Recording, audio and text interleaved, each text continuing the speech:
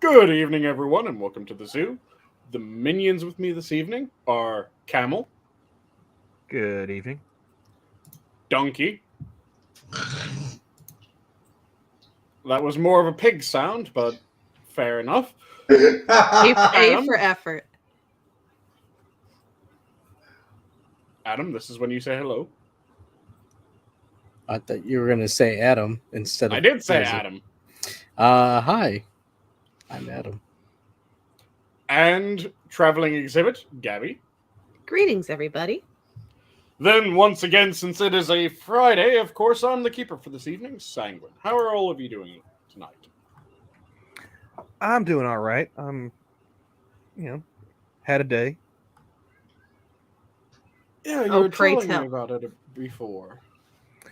I had to go into work a couple hours earlier than normal. Extenuating circumstances with staffing. And then after I got off work, I went and did my first workout in many, many moons. So I'm a little tired, and right now legs are a bit rubbery. Tomorrow, it's gonna suck. Yeah, like I said, it's either move more or eat less, and I choose to keep eating the same amount. Yep, and the trick is, when it comes to that, what you have to do is the only way to make the pain disappear is you have to go back and continue working out. Because if you try to just wait out the pain, it'll be 3, 4, 5 days minimum. Yeah. If And you go back and you work out again, you'll get a little bit of a decrease. You don't do the same muscles the next day. And then by the day that you do the next muscles again, it just disappears. Just gotta walk it off. Here, I choose to eat less. I'm lazy, especially in the winter. Like, fair enough, but I like Like I said, food too much. I work with the general public, and sometimes you have to deal with an asshole or three. Mm-hmm. Do you really handle assholes in the general public, though? It helps to be intimidating looking. Sometimes is what I'm saying. I could be your virtual workout buddy. I need to go back to the gym myself. Like, we'll make sure we both keep up with working out. Yeah. As I was about to offer, I was going to say that there are 2 people in the minions that you could absolutely hit out for workout advice. Because there's, Cryptic, who will give you good cardio and workout advice in general. And then if you want to start doing properly monstrous shit, let me know. Well, I mean, there's also Jim Healis. I mean, I could always reach out to him. I'm sure because he does I think personal training. I think he was looking to open a gym at one point. I think he's looking to open his own gym. Hold on, is somebody awesome. Screaming in the background? There's small children. Good Never Lord. mind them. The time will come soon. It's like a clanging of Do not peek metal behind the sounds. curtain. But yeah, other than that, I mean, it's fairly straightforward day. I gotta go. I got a call from the library today. I got another book to go pick up. Oh. So I got to do that before I go to work tomorrow. Mm-hmm. I'm glad libraries are still around. And then, after work tomorrow, that's the plan is, back at the gym. Right now I'm just mostly focused on, cardio work. So not trying to do any serious lifting or anything like that. Mm-hmm. Right now it's about losing weight. I'm not trying to build up a whole lot of muscle or nothing. Yeah, Not trying to get those gains. I mean, I can focus on that later, like after I've lost, the spare tire around my midsection. And like I said, you can check with Cryptic. Cryptic will be able to give you really good workouts. And then if you want to start doing proper monstrous shit, just let me know. I can give you my old workouts. And yeah, well, they get you monster. you gotta crawl before you can walk, and you gotta walk before you can run. And this is day one of crawling, so Yep. Definitely bunny slope material. Oh, come on. Surely working out is like swimming. You can learn by paddling about in the shallow end for months and months if you like, or just go down to a lake with your old man and be thrown in. Oh no! If you try to do that with workouts, with weightlifting especially, you will rack yourself for an extended period of time. Because I mean, when I used to work out as a kid, like I would do that dumb shit of just like going to like, almost complete failure and be useless for like 3 days afterwards. Yep. I've got shit to do, so I can't afford to do that right now. So yeah, I'm training wheels, helmet, the whole nine. I'm not forcing anything right now. Yeah, you need to go. I'm doggy paddling, donkey. Like that's what I'm doing in the swimming analogy. You need to go into weightlifting gradually because, like I said, if you jump up and you try to do the shit that I was doing, you're going to completely rack yourself. Even the shit that I start doing workouts on, you're going to rack yourself. The ones you're that going get me, to rack yourself for an extended period of time. The thing that always keeps me from ever doing anything like trying to go like crazy heavy or anything like that is like seeing those videos of dudes like on the leg press and just watching their knee fold the wrong way. Yep. Yeah, the thing that I always try to make sure is when I'm lifting heavy, I make sure that I have enough people to actually do a proper spot of me, which was what got me to stop working out last time I got serious about working out. I reached a point where I couldn't get a legitimate spot. Hey, Sang. And yep. How about we wrap around back to this? Let's go ahead and get the rest of people. True. So, how their day's been? How you doing, ass? Still dealing with the massive amount of copium about Thursday night's game. Thursday and I'm not game. even a Rams or a Raiders fan. Personally, I had no stick in the game beyond the seed. It just makes KC getting top seed a lot harder. I have to be honest, I haven't been keeping up with the NFL. I did watch a few games at work.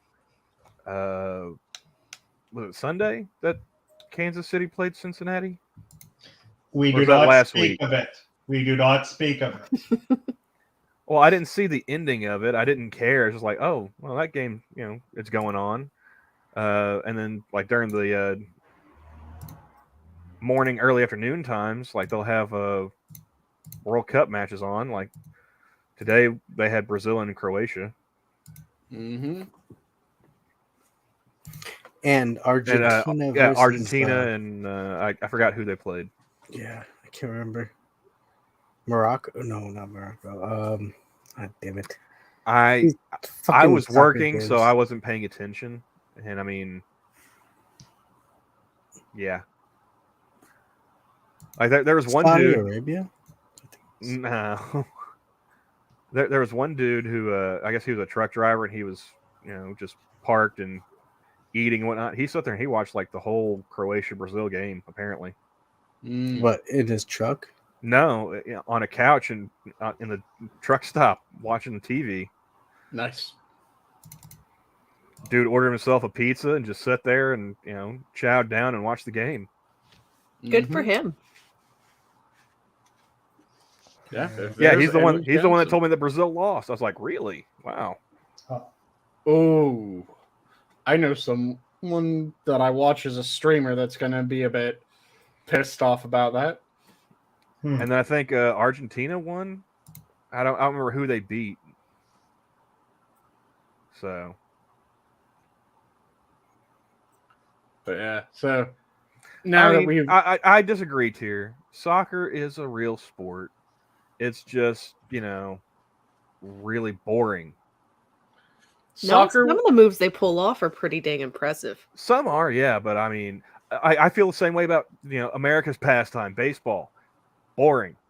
That is boring, yeah. I like playing baseball. I probably enjoy, going out and playing like a pickup game of soccer or something, basketball. I enjoy playing sports just fine. Watching them, fucking boring. I agree with that. I have to have some Soccer- kind of investment with it. Like I'll watch like OSU or OU playing college football. I've been on both of those campuses. I've been to games. I've actually experienced the atmosphere for a game. I'll watch them. Soccer would be far more entertaining if we still played soccer the way that it was originally intended, with the heads of your enemies. Jesus Christ, Sanguine. That would hurt your toes, though. I'd probably pay more attention if like the U.S. was still in play, if they hadn't got eliminated. You guys do know that's the origin of soccer, right? I imagined, I don't really care about the origin of soccer, but I assumed at some point somebody was kicking a human head around. Yeah. Didn't know which century that tradition started in. I think, Sanguine, you should share a tale of the origins of soccer with heads included. Class is in session. Take notes. There'll probably be a quiz later. One thing that I need to quickly double check is which culture, because I know that it was one of three, and I can't remember which one. I know that it was from the UK. I mean, I was joking, but out of all sports, you have to get into the one of the very few that I utterly despise. I prefer figure skating to soccer. Damn it! why do you hate cricket so much? Oh, the people who outside won't is shut up. that- Where is that? You have music coming carolers from? already? Yeah, This whole neighborhood is just insane around this time of year. Like it's a spectacle. Like people will legit get in their golf carts and their cars and drive up and down the street. There's people who open food stalls, bring in like snow blowers. It's Hold on. What is a food stall?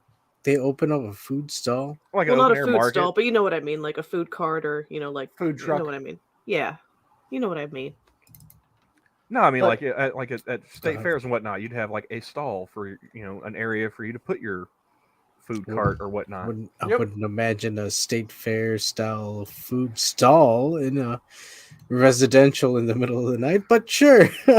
In Well, December, they could have a this is park no or longer something where they set residential. up an open air market It's for a the Christmas holly season. jolly Christmas. Yeah, there's Best time of the one of the year. places that I almost ended up moving. Oh, what no! Depending on what job goodness. gave Please, me the Adam, offer. stop. I I'm know. asking. Was there's a place outside of Detroit that had a massive Christmas tradition where the entire town effectively was devoted to Christmas, and they had food stalls that popped up during Christmas time, and they had this massive street thing where the people that were doing the local theater's version of A Christmas Carol would come and perform, and there'd be carolers and shit like that going on, and it was the first night that all of the shop lights would flip on for the Christmas season. It was this massive celebration. It was kind of cool. And Adam, I don't want you to think I was like poo-pooing your singing or anything. It was fine. It's just Christmas music is like the one part of Christmas I don't like. Hey, It hurts my ears, you know. I was about to add It to pains that. my soul. It depends on which Christmas songs for me.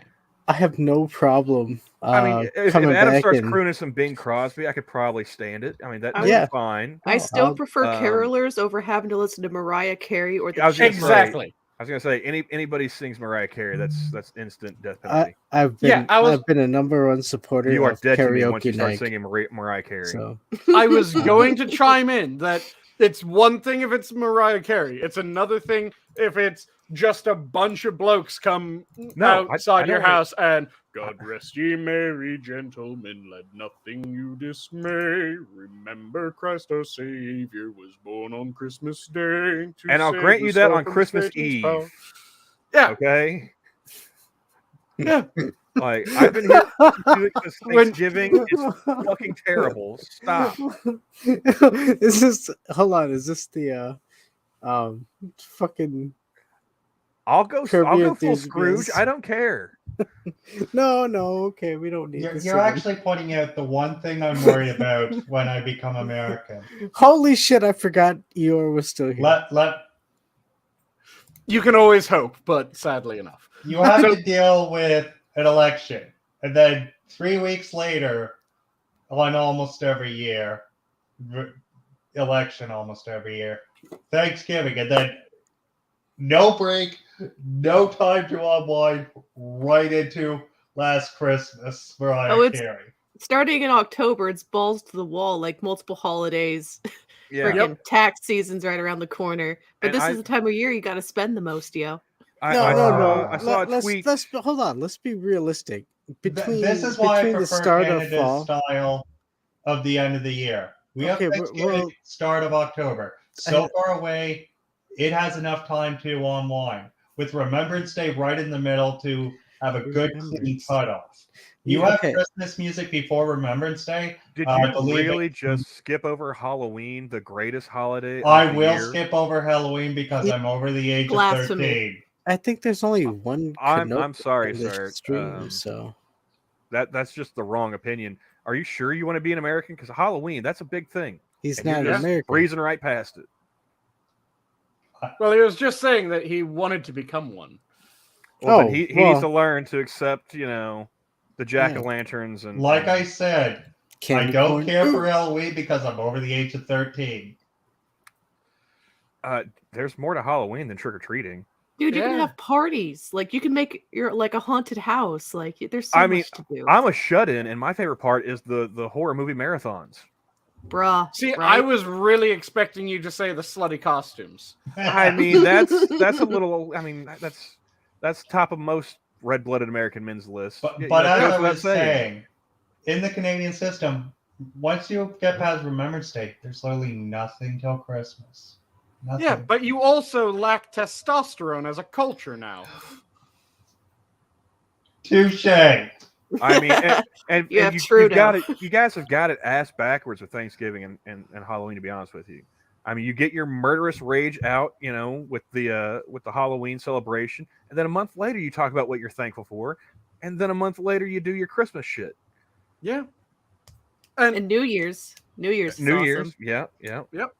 And if someone keeps Thanksgiving properly, it is at the perfect time of year. Because if you know the actual origin of Thanksgiving and you keep that in the U.S., yeah, well, yours is a counterfeit. It doesn't fucking count. Dude. It's like looking at Sanguine. You're the 99-cent store copy. Sanguine. No, they're the $3 bill copy. Well, Sanguine. There's the Rolex, $3 bill. But when you look at the Chinese knockoff of Rolexes, are they really that good? Sanguine. Yes. First off, the origination is French Canadian, not Chinese. 2, I'm saying Rolexes, knockoff Rolexes. Keep up, man. Learn your timing, learn your fucking chronological order, you cunt. Second, our Thanksgiving has completely different roots and concepts behind. Okay, yeah, so hold on. So Eeyore. So think about it. There is a majority American people in this chat. Why would you think that we would be even hinting at a Canadian Thanksgiving? Because he brought up the origin, and nobody brought up the fucking origin of Canadian was about to. I can find you the recording, Adam, and send it right to I you. was not going to bring up the origin of Canadian Thanksgiving. No one gives a shit about anything Canadian. I was about to bring up the origin of Americans. Yeah, I was about to bring up the origin of actual Thanksgiving. Thank you. What the fuck is a kilometer? Now, Adam. And what does that clearly? And what does that have, dude? Get the fuck out of here! Next thing you're gonna tell me is Canadians burnt the White House. Go fuck yourself, dude. Yeah, we did. No, you didn't. You didn't. You didn't. Okay. It was the fucking Donkey? British. God, Donkey. Fucking. quick explanation of things. It was after the 7 English. years You war. have No. him, Hold you on, understand. After the donkey. 7 years Donkey, war, shut the fuck colony up was and You know hold what? on a Yeah. moment. Canada Listen to me. Because colony. Hold on. what happened was it was the English colonial regiment, which was coming out of Canada. That is true. It was staffed by Canadians. That is true. Do you know who the commanders were? Canadians, actually. Not entirely, and your command staff was mostly English, you cunt. Nah. Most of the English people were fucking over Napoleon. There was a large contingent of the military that was dealing with Napoleon. In fact, one of the units that was beaten in the Battle of Nolens is a component of one of the units that's credited with the first defeat of Napoleon. But they still sent a fuck ton of their commanders, not their highest commanders. It was kind of their middling commanders. The highest commanders pretty much said, fuck off, we're dealing with Napoleon. But they still sent a contingent of their commanders. And again, it was the English, or I can't remember the proper At this terminology. point, British at the time, is the more proper term. Yes, it was the British colonial regiments. Was it the Canadian? No, it was the British. From Colonial they regiments. originate. Now that that's settled, let's get back to Donkey, the when holiday- did your country stop being part of the United Kingdom? I'm just here with popcorn. It happened in several When steps. did your country stop being part of the United Kingdom? Was it after World War II? Can we get No, back it to the was real prior. question? If we are going by exactly what you said, it was Let it between the fight. 7 Years' War Let them and fight. the U.S. independence. If we are going strictly fight. by your wording, not part of the United Kingdom. One, the United Kingdom did not exist at the time. It was still called England until the early 1800s. But I will Donkey, grant you wait, that what? semantic ridiculously walkover. pedantic, and you're trying. No, I am to not. be so. I am strictly The- going by your wording. When We someone's became referring a to the Dominion United Kingdom, they're colony. Dad, referring please stop to fighting. the fucking English Empire up until its separation. And then afterwards, run out yes, of you do popcorn, have Gabby? the United Kingdom after that. When did Canada cease being part of the English Empire? And it was actually part of the United Kingdom because the act was passed by the Parliament of the United fucking Kingdom. Hey, can I? What year was it, donkey? What fucking year? Depends on your definition What of separation. fucking year, you cunt? No, there's Depends one. on your definition of separation. There is the official separation, which was passed on a specific year by an act of the the Parliament of the United Kingdom, and it was the official separation of Canada from the English Empire that was then at that time known as the United Kingdom, and it was a specific fucking year because before that it was not acknowledged. What year, donkey? What fucking year? Again, there are three of them. It depends on your definition. Girls, Dominion, neither one of you full is pretty. Can we get back to the real independence, or issue full at hand? constitutional independence. There are three separate years, all depending on your definition. When you were finally released by the Queen? When we UK, repatriated our constitution into our own country, the 1960s for that one. There were the other two, though, when we became a Dominion colony, which was prior to the U.S. independence and 1867. Our Dominion colony our own isn't independence. separation. Because you might notice that the second word of Dominion colony is fucking colony.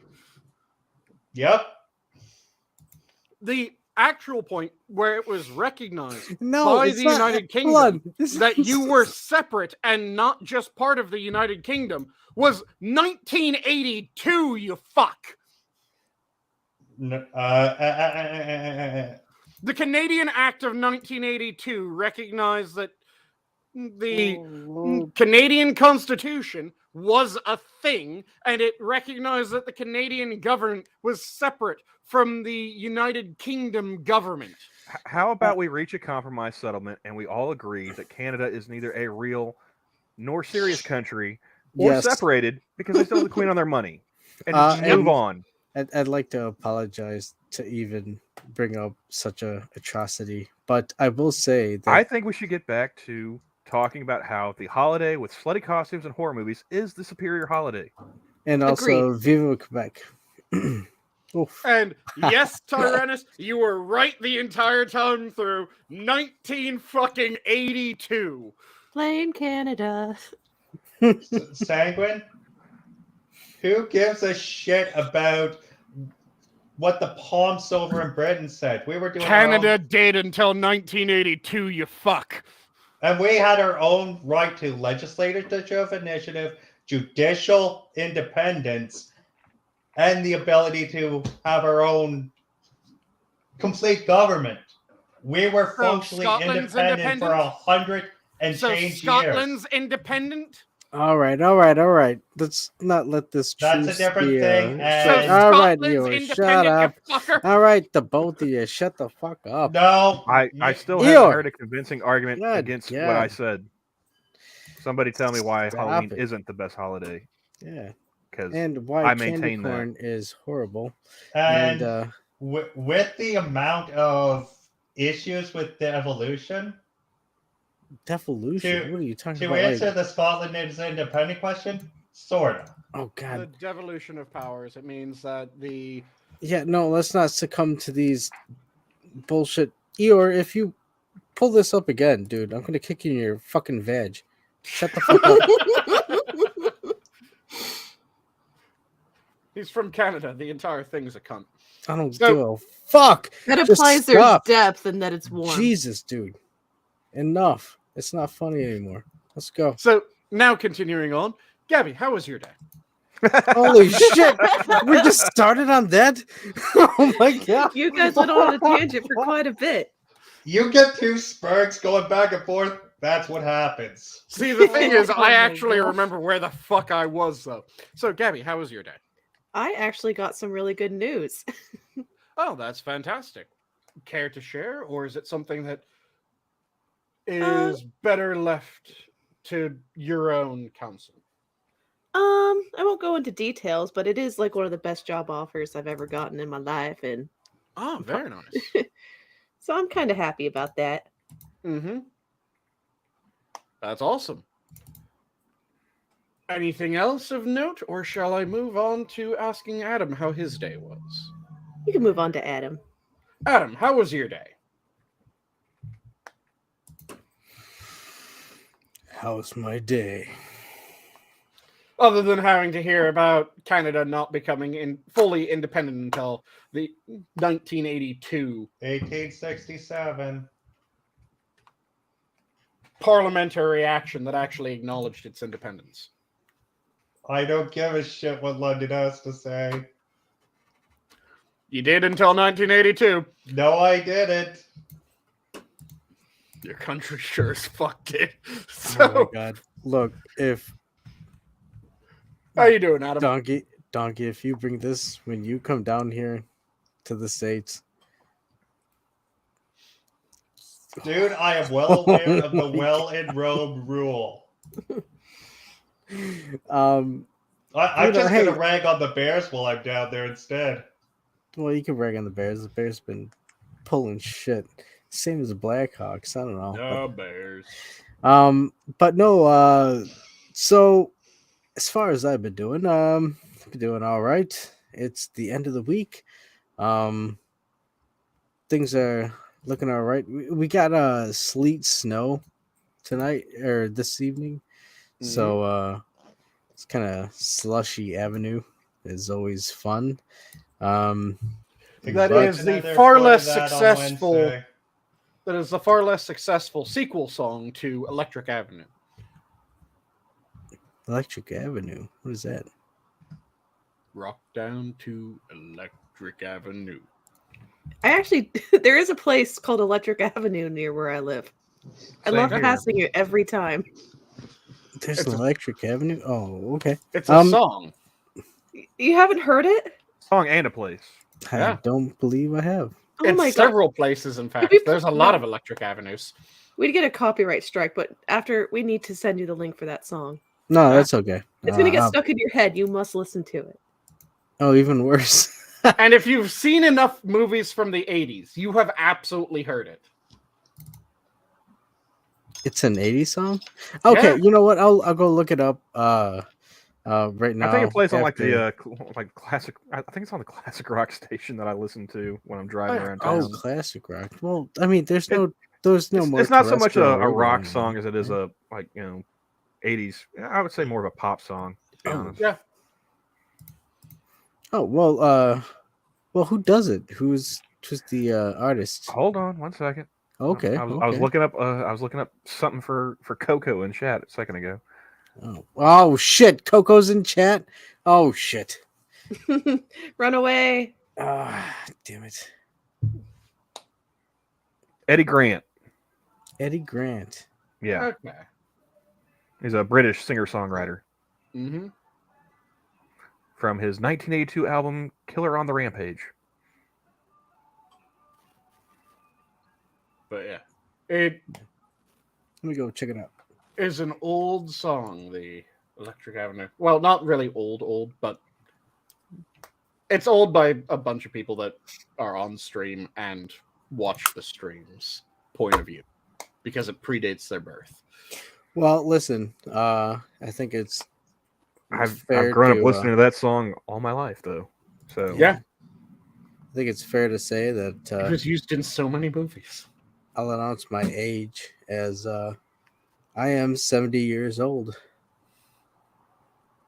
Yeah, it's early 80s. yeah, 1982. I just said. Yep. Did nobody listen to me? I listened What'd to you, say? but I didn't catch I'm that. also commenting on what Tyrannus said. Oh, I know. That's why I said. Like he's in chat. He can hear me. Yes. Well, if you just assume he pays attention to anything you say. Mm-hmm. Well, yeah, I do take that for granted when he's not asking me for permission to die. So But yeah. So you had the Slushy Avenue, which far inferior song. Anything else of note, Adam? Because we were talking about how your day was when we went onto that tangent. Oh, I mean, in all fairness, come on, there's been some gaps in between, but yeah, it was slushy like snow material in the morning, but other than that, that's typical Chicagoland area type of stuff. Mhm. Other than that, it's Friday. Hey, here we are. Hey. Mm-hmm. Yeah. Don't sound too excited. You're gonna sound like a crazy person. Ah. It's too much enthusiasm for this stream. Are you on drugs, sir? No. No comment. Please the fifth. I was really expecting I I played did- the fifth and we just No. hear bubbling noises. Well, I was expecting you were to ask the next person how they were doing, but Well, apparently you were the Last last on the one. list. No, yeah, I did the finger shoot, and that was the whole hey, haha. And yet no one asked me how my day was. I see how it is, motherfuckers. Well, I ask all of you how your days were. I even remember I'm where assuming our you're about to tangents go left off on your own initiative on that front. Sanguine, completely unrelated. How was your day? Thank you, Gabby. So my day was fairly good. I woke up a little bit late, but I then made my dinner, which was an absolutely fucking amazing omu rice. Which, do you guys know what omu rice is? I've never made it, but I've always wanted to try. That's one of the few things I haven't made. Oh, it is. Rice is bomb diggity. It is amazing. So, for those who don't know what omu rice is, it's Japanese fried rice, which is fairly strange when you think about it, because one of the ingredients in Japanese fried rice is ketchup. Ketchup. Hey, you they know do what? use a lot more ketchup than you would think. You know, Yeah. Donald You Trump have my loves attention, ketchup on sir. his steaks. So it's a fried rice that uses ketchup in it. And then you make a fantastic, fluffy, amazing omelet.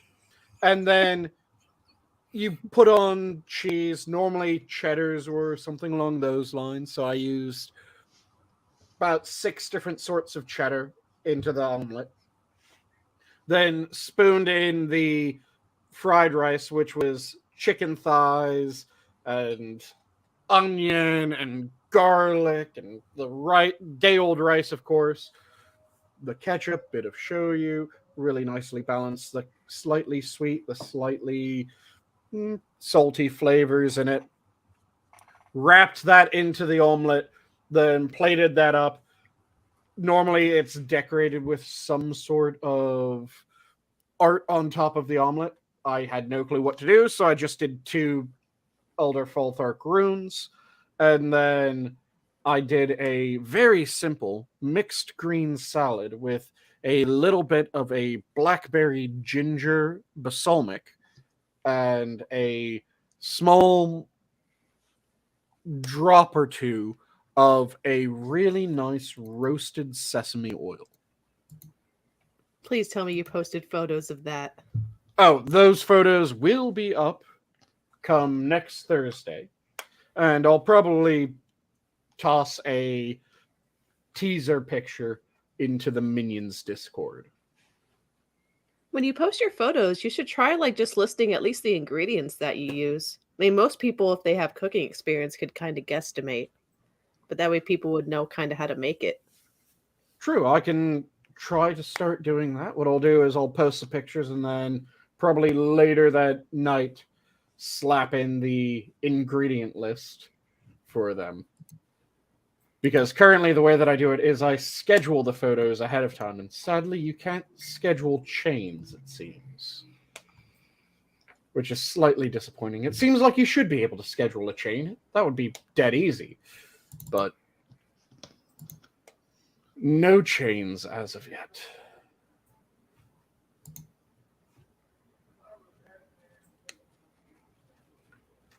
You know, I always wondered why, threads. I don't know. They seem, some of them like chaining stuff together like that. You know, like a long form tweets. Mm-hmm. Why is it always just unhinged people that do that shit? You know, have like some 30, 40, 50, some like Matt Taibbi. He's still, I don't know how far along he's got on this new Twitter files one. Mm-hmm. But I saw a screenshot and it goes at least up to the 50s. Damn. Like, why aren't we seeing like journalists actually using it like that Mm-hmm. more often? Usually it's just like a couple of tweets, maybe, you know, chained together while they're, you know, pimping out an article. That would require effort on the journalist's part, and also the only time that I've seen any of them actually try to do a thread, it is when they're arguing against someone who had a bunch of points and they try to refute those points One by one. the most back-asswards fashion. Because a good chunk of the time I'll see a reporter do a multi-thread and I'm looking at it going, okay, so this is a complete fucking lie. That's another bit of bullshit. This is another complete fucking lie. They bury the truth underneath a lot of bullshit. Yep. And they just try to go after every point that was raised with the worst thought out and just most cancerous fucking arguments that I'm going, this is a complete goddamn zombie argument. I hate zombie arguments with a fucking passion.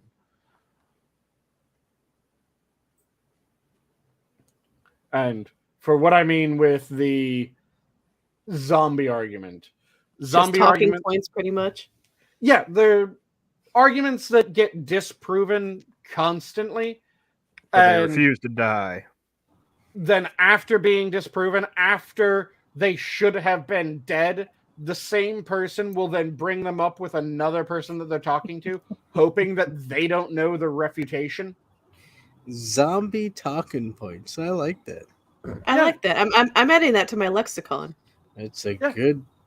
good way to describe what type of armament you're fighting against. And there's a whole host of them. So most of the flat earther arguments are zombie talking points. The wage gap, it's a zombie talking point. Oh God. Well, you see, it's not so much a curve or a flat Earth, but it's more of a curved and concaved curve, right? And I'm getting my shoe. a shoe. What Are do you doing the hollow earth, Adam? Hold on. I said Are I'm gonna beat you. you a chancla lady? What? A chancla? I don't think she's a Hispanic in any. Well, I don't sense, know, no. but I hear somebody grabbing a shoe, and that's my first instinct. You're terrible. No, I'm running and hiding. If you aren't aware, Gabby, in Please many explain. different Central and South American countries, mothers will take off their sandal and beat their kids with them. They're called chanclas. Please explain to the white lady how us brown men are afraid of the shoe of the chancla. Adam, did you ever see the video of the young girl like piss off her mother and just take off running? No. Like, the mom takes off her shoe and she just like fucking just throws it like a NFL quarterback and just smacks a kid in the back of the head like 30 yards away. No. I would pay money to see that. I don't know where I would have to go to find it. I stumbled upon it, I think on Twitter. Hold on, like, back to a what we while were talking ago. to before we were talking about chanclas. What were we talking about? I think you were giving Zombie the, talking points. Yes, I think zombie you're talking. giving like the conclave Earth theory. I think. Yes, you were going for the. You're going for the middle ground between flat Earth and hollow Earth. I think he was about to go the hollow Earth. No, it's even better. It's like a bowl. Oh, you were doing the basin Earth? Yeah. Like I said, conclave. Yeah. Concave. A Concave. conclave. Whatever. Tomato. You know what I meant. Is a place where a bunch of people meet. Mm-hmm. And at the center. You know what I meant. Context clues and all that jazz. Yeah. Moving on. But yes. The And- concave Earth. And Which that's- is an inverted yeah. shield Earth. Yeah, it's like the if like you took a a hoplite shield and you turned it upside down. Yep. Yeah, that's what it is. Where does Australia fit in on the concave Earth theory? They Adam? don't exist. Yeah, we still don't know. That's why I enjoy talking to Terry every Monday on the Minions of the Zoo. Let me just tell you, don't forget to subscribe to the Minions of the Zoo on Rumble. I think we're at 30 subscribers, so make sure you go and subscribe to that. That's a break in the. Oh my god. That's how we're supposed to do it. We hit you with the weirdo flat Earth type of thing, and then we go straight to the advertisement. I will openly state that I'm a supporter of the potato-shaped Earth theory. Yeah, I kind of like that too. Where it's Did like anyone notice how since the last time that he spoke, Eeyore has climbed down into the sewer system? Hello down there. Hello. What? Are you Doesn't going matter what to, shape the Earth is in. Everything's on a bagel. Are you going down there to deal with the Fatbergs? Why did you climb down into the sewer system? I don't know what you're talking about. Has my mic decided to put a shit? I don't know. You actually It sound kind sounds of like good. you're in a pipe I with that strange echoiness that you get when you're climbing through one of those massive cement pipes. All right, so hold on. Eeyore, say something like say a complete sentence so we can see if we're getting some echo.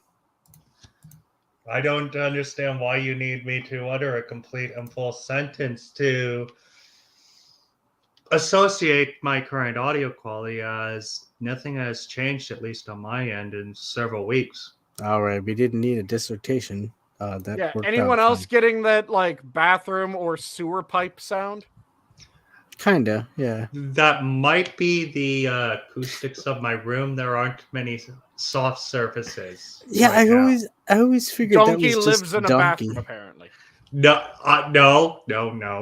I just said there aren't that many soft surfaces. I could see Donkey sitting in a stall with He his hover laptop on his shits knees. and then sleeps in the bathtub. He's like, Oh, for God's sakes.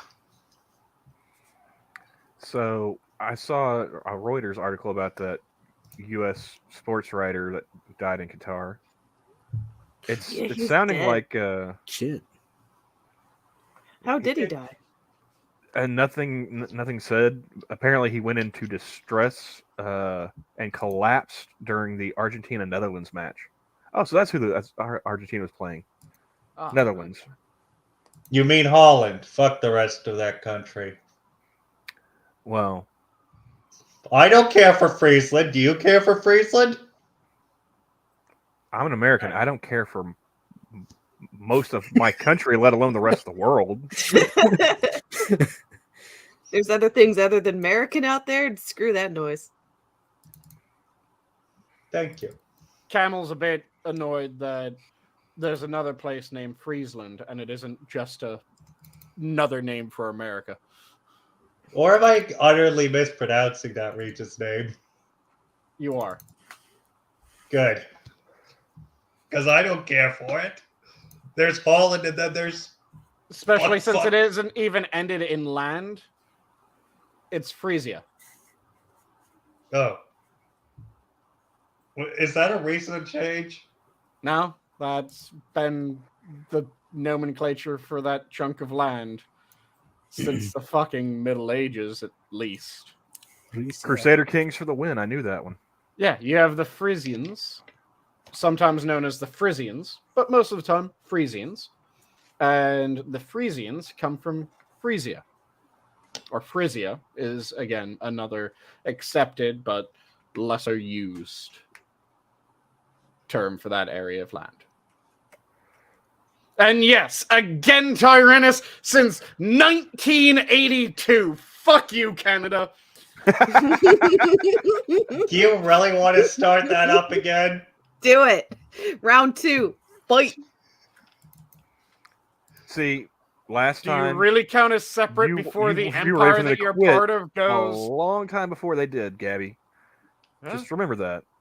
What's that? Yeah, because we were able to declare war on our own before that twice. Yeah, do you know what country doesn't have to consider, well, when did our parent empire decide that we were free? Well, that's because you did all 3 steps at once because you chose violence. We chose the Yeah. peaceful route. You chose the pussy route. Let's be completely fucking honest. Hey. You waited around until you were too expensive to keep, and then you just had the empire go, fuck it, no one cares about them anyway, sure, you're free. I mean, yeah, technically, but they still have a. I mean, they still You have are a, they have a technically king. correct. They have a king of Canada, for fuck's sake. They're technically free, but come on. The They king... tried harder to keep India than you. Well, yeah, they could They see the fought winds of a change. fuck They could see the ton future. harder. They knew that India was where tech support would be.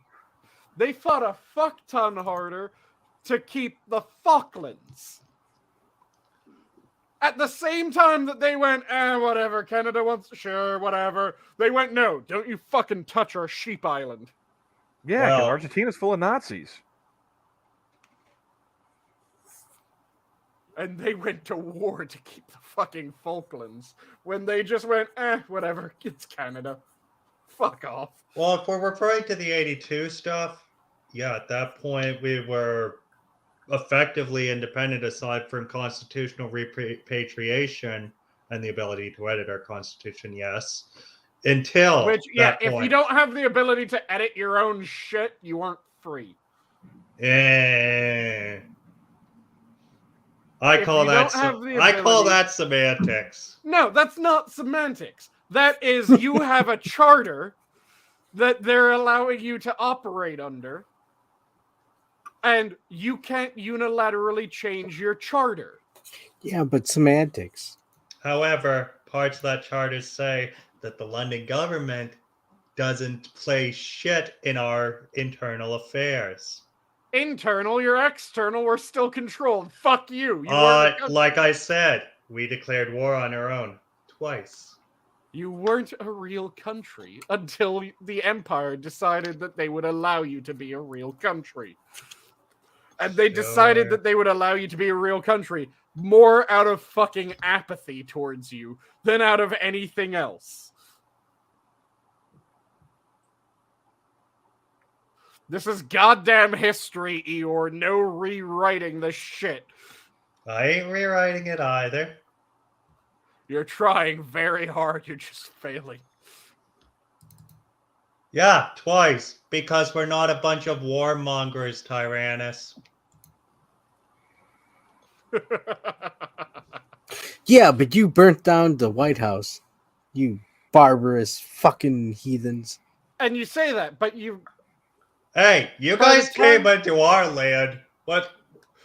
By the time that you reached the point where you had declared war twice, that was a fairly short block of time, and the U.S. has only declared war 5 times. Since you want to try to be pedantic about it, the U.S. has only declared war 5 times. Yeah, we mostly do police actions and small scale interventions and stuff like that. And hey, they hit us first. Now we gotta go and bomb them. Yeah. Well, Adam, we haven't declared war formally since what 1942. Nope. But you know what? Remember to listen newest, to 41. Technically, the newest declared war was the declared war on terror. Before that, the last actual war was the Korean War, because that was a declared war. That was a police action. That was the first time Vietnam was the police action. Korea was a declared war. Then you had the World Wars, the Spanish-American War, and one other. We had the World Wars, Korea, I'm trying to remember. Let me quickly double check. I know one of them's the Spanish-American War. Because I'm not sure whether we counted it as a declaration of war or whether we counted it as just an acknowledgement of war. Because there was the War of 1812, which we might have chalked that up as, we're acknowledging that we're at war rather than a declaration of war. Because, I know it's the War on Terror, Korea, World War II, World War I, Spanish-American. So it might be 6 if 1812 was counted. America's entry into the War of 1812 and by extension the Napoleonic Wars, I know, blah. It's weird. As I remember right, it was British people bullshitting American merchantmen. It is disputes 6 now over because the fucking Detroit forts and that type of territory over there. That's what it was.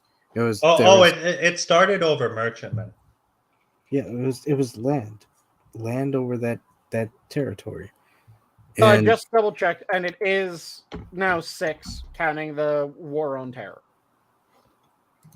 Because 1812 was a act of Congress? 1812 was a declaration of war against Britain. Then it was the Spanish-American, World War I, World War II, Korea, war on terror. We've declared war 6 times. So in that block of time, you had declared war a third of the entire time that the United States has been the United States. Well, that's because we've only had legislative initiative Since for 82, only yes. no since 1886. I Since said 82 when it was acknowledged. no, fuck you. It's We when had our- you officially became a new country. I don't Fuck. give a shit what London has to say or recognition. Except your nation did. Fuck you. No, our nation had the Confederation Act of 1886, which made our country. You were a devolved colony. No, we weren't. Yes, we were you our were. own country at that point. You didn't have the ability to edit your own constitution. And If you don't have the ability to edit your own constitution, you aren't a fucking country in and of you yourself. know you just You kicked have- out Germany by that definition. They can't anymore. The 2+2 treaty prevents them from editing that constitution. Yeah, I'm fine kicking out Germany. Germany hasn't really been properly itself for a good fucking long time because it's still... It has become very French about its history. And that's not a good thing. It should be able to look at its history. It should be able to go, we fucked up here. We don't want to repeat this shit. So we're going to set up things so that we don't repeat this shit. Rather than just completely going French in the peri-war period. Hot take. Which is Germany's what it's greatest done. fuck up was actually 2 points very close together. One, letting their monarch at the time be a chain smoking alcoholic, and 2, firing Otto von Bismarck when they did. being a chain smoking alcoholic shouldn't be a... It made his And great compared to people in power nowadays, that's tame as shit. Yeah. Being a If chain only they were smoking just alcoholic. alcoholics. I- If I- only. If you're doing Let it me right, you can be a explain. Let me chain-smoking explain. alcoholic and be perfectly fine. Look at fucking Winston Churchill throughout most of Let his me time. explain. That's true, Winston, Let dude. me explain. Due to the fact that Friedrich III was a chain-smoking alcoholic, his reign only lasted 9 months, making Kaiser Wilhelm II the Kaiser. Do you mean Frederick? Friedrich. And when it comes to Kaiser Wilhelm, the main thing... See, this Like I is s- part of the thing that pisses me off about the way that World War I is talked about. World War I happened because of a fuck ton of different problems, all spiraling. It wasn't just, well, Germany bad. Because, no, when you look at it from a impartial standing, and you look at the information Germany had at the time, Germany acted in a way that was sensible. When you look at the way that every country acted at the time, they acted in a way that was sensible. Did it cause horrific bloodshed? Yes. Was it something that was completely insane? No. And this idea that, well, it was just the Germans. The Germans were... No, it wasn't just the Germans for World War I. World No. War II, that's an entirely fucking different story. World War I, every side did stupid goddamn shit that fucked up everything. Because you had a bunch of hidden alliances, hidden treaties that then ended up being stepped on at the same fucking point, leading everyone to the position of either we withdraw from this agreement, in which case now we're known as someone who is completely untrustworthy. Because that's the thing. When you make an agreement, you have to stick by the fucker, or else you won't have any allies. Because you can only betray so many agreements before everyone goes, yeah, they're faithless. You can make an agreement with them. You can make a treaty with them. And this is the thing that pisses me off about a lot of the shit that the US has been doing as of recent. Because we've betrayed a lot of agreements that we've had. And the US is ridiculously powerful in and of itself. Still, I do not want to be in a situation where it's the US versus fucking everyone. So we have to stand by what we say we will do in order to have people be willing to make agreements with us, be willing to work with us. That was the same thing that was going on in World War I. A bunch of nations had hidden agreements that then were pressed. They looked at them and they went, okay, we can either honor the agreements as we made them, or we can renege on the agreements, and then suddenly our word is worth fucking nothing. The way that you prevent a World War I is you have the agreements out in the open. You have the agreements out in the open. You have that be known ahead of time. Then people can choose where they're going to press, where they aren't going to press. And you have them strictly defined. So if someone assassinates someone, you don't protect them after an assassination of someone else. You have to make it so that it's, if someone else fucks with you out of nowhere, then yeah, we'll back you. If you decide to fuck with someone else out of nowhere, you just fucked with someone else out of nowhere. Why the hell? We'll make sure that you don't get destroyed entirely, but we aren't going to make sure that you win. We aren't going to back you in any real extent. We're just going to make sure that you limp out of that war. You're actually touching on a whole lot of interesting topics about the, what was it called? The July Crisis? There's so many things that ends up touching on when you think about it. I'll go chronologically. First off, Serbia and Russia's alliance. Yeah, I get it. Second off, and I'm going chronologically here, Austria-Hungary is the nation I blame mostly for starting World War I, because its actions is what started triggering off those alliances. Mm-hmm. Now, Austria being emboldened by the so-called blank check promised by Defense Minister Moltke of Germany is why, in the West at least, Germany is seen as the primary instigator. However, it was just, hey, I'm going to follow up on this treaty because technically under the Triple Alliance Treaty, Austria was attacked by having one of their big members of the line of succession be killed in a foreign nation. Yeah, they had their royal family get attacked. That is an act of war. Just like having any government official be assassinated by any other foreign power would be an act of war. Now, you said by oh my god, I feel Donkey fucking explaining shit as an act of war. Quite possibly. I would not call the Black Hand as directly associated with the Serbian government. That's another big part of why Austria-Hungary fucked up.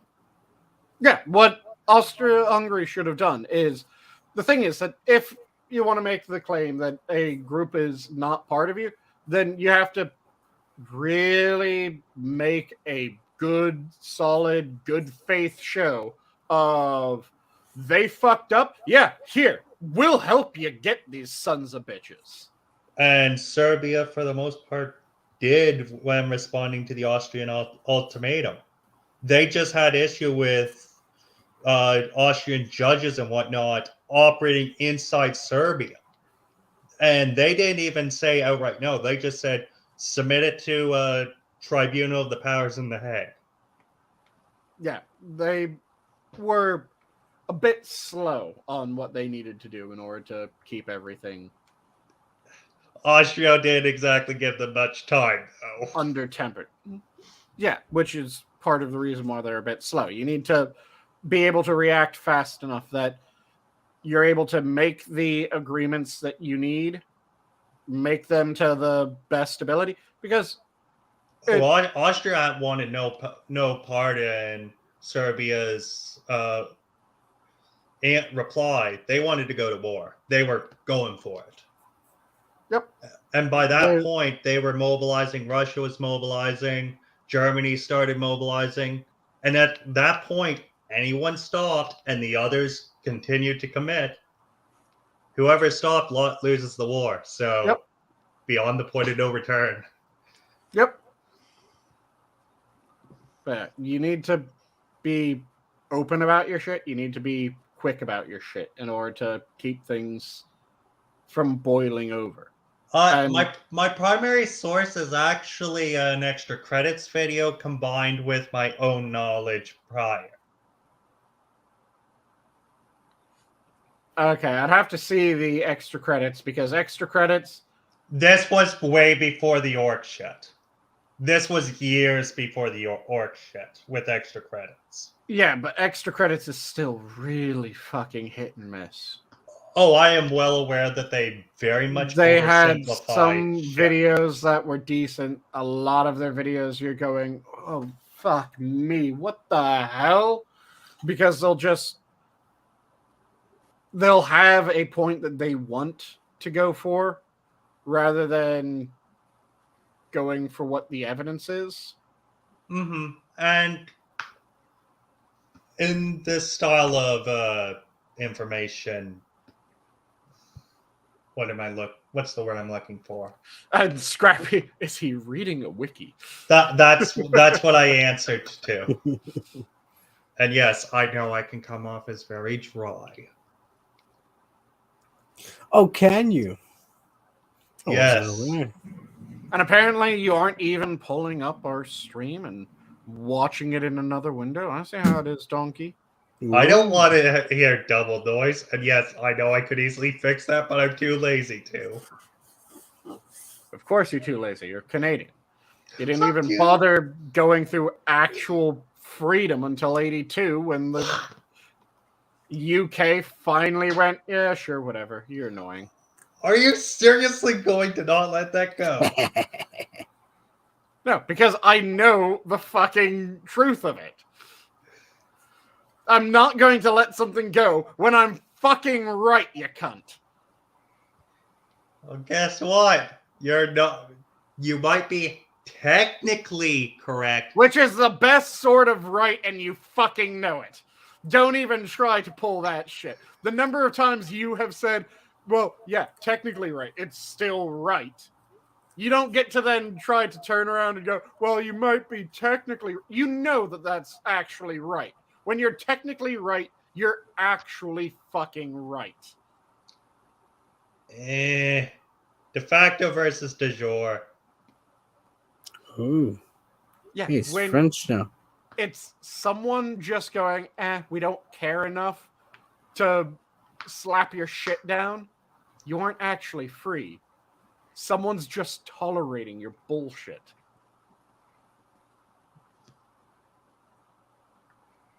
There's a massive goddamn difference. It only counts once it's official. And yours wasn't official until 82. Your country is just fucking 8 years older than me. And I think it's less than 8 full years older than me.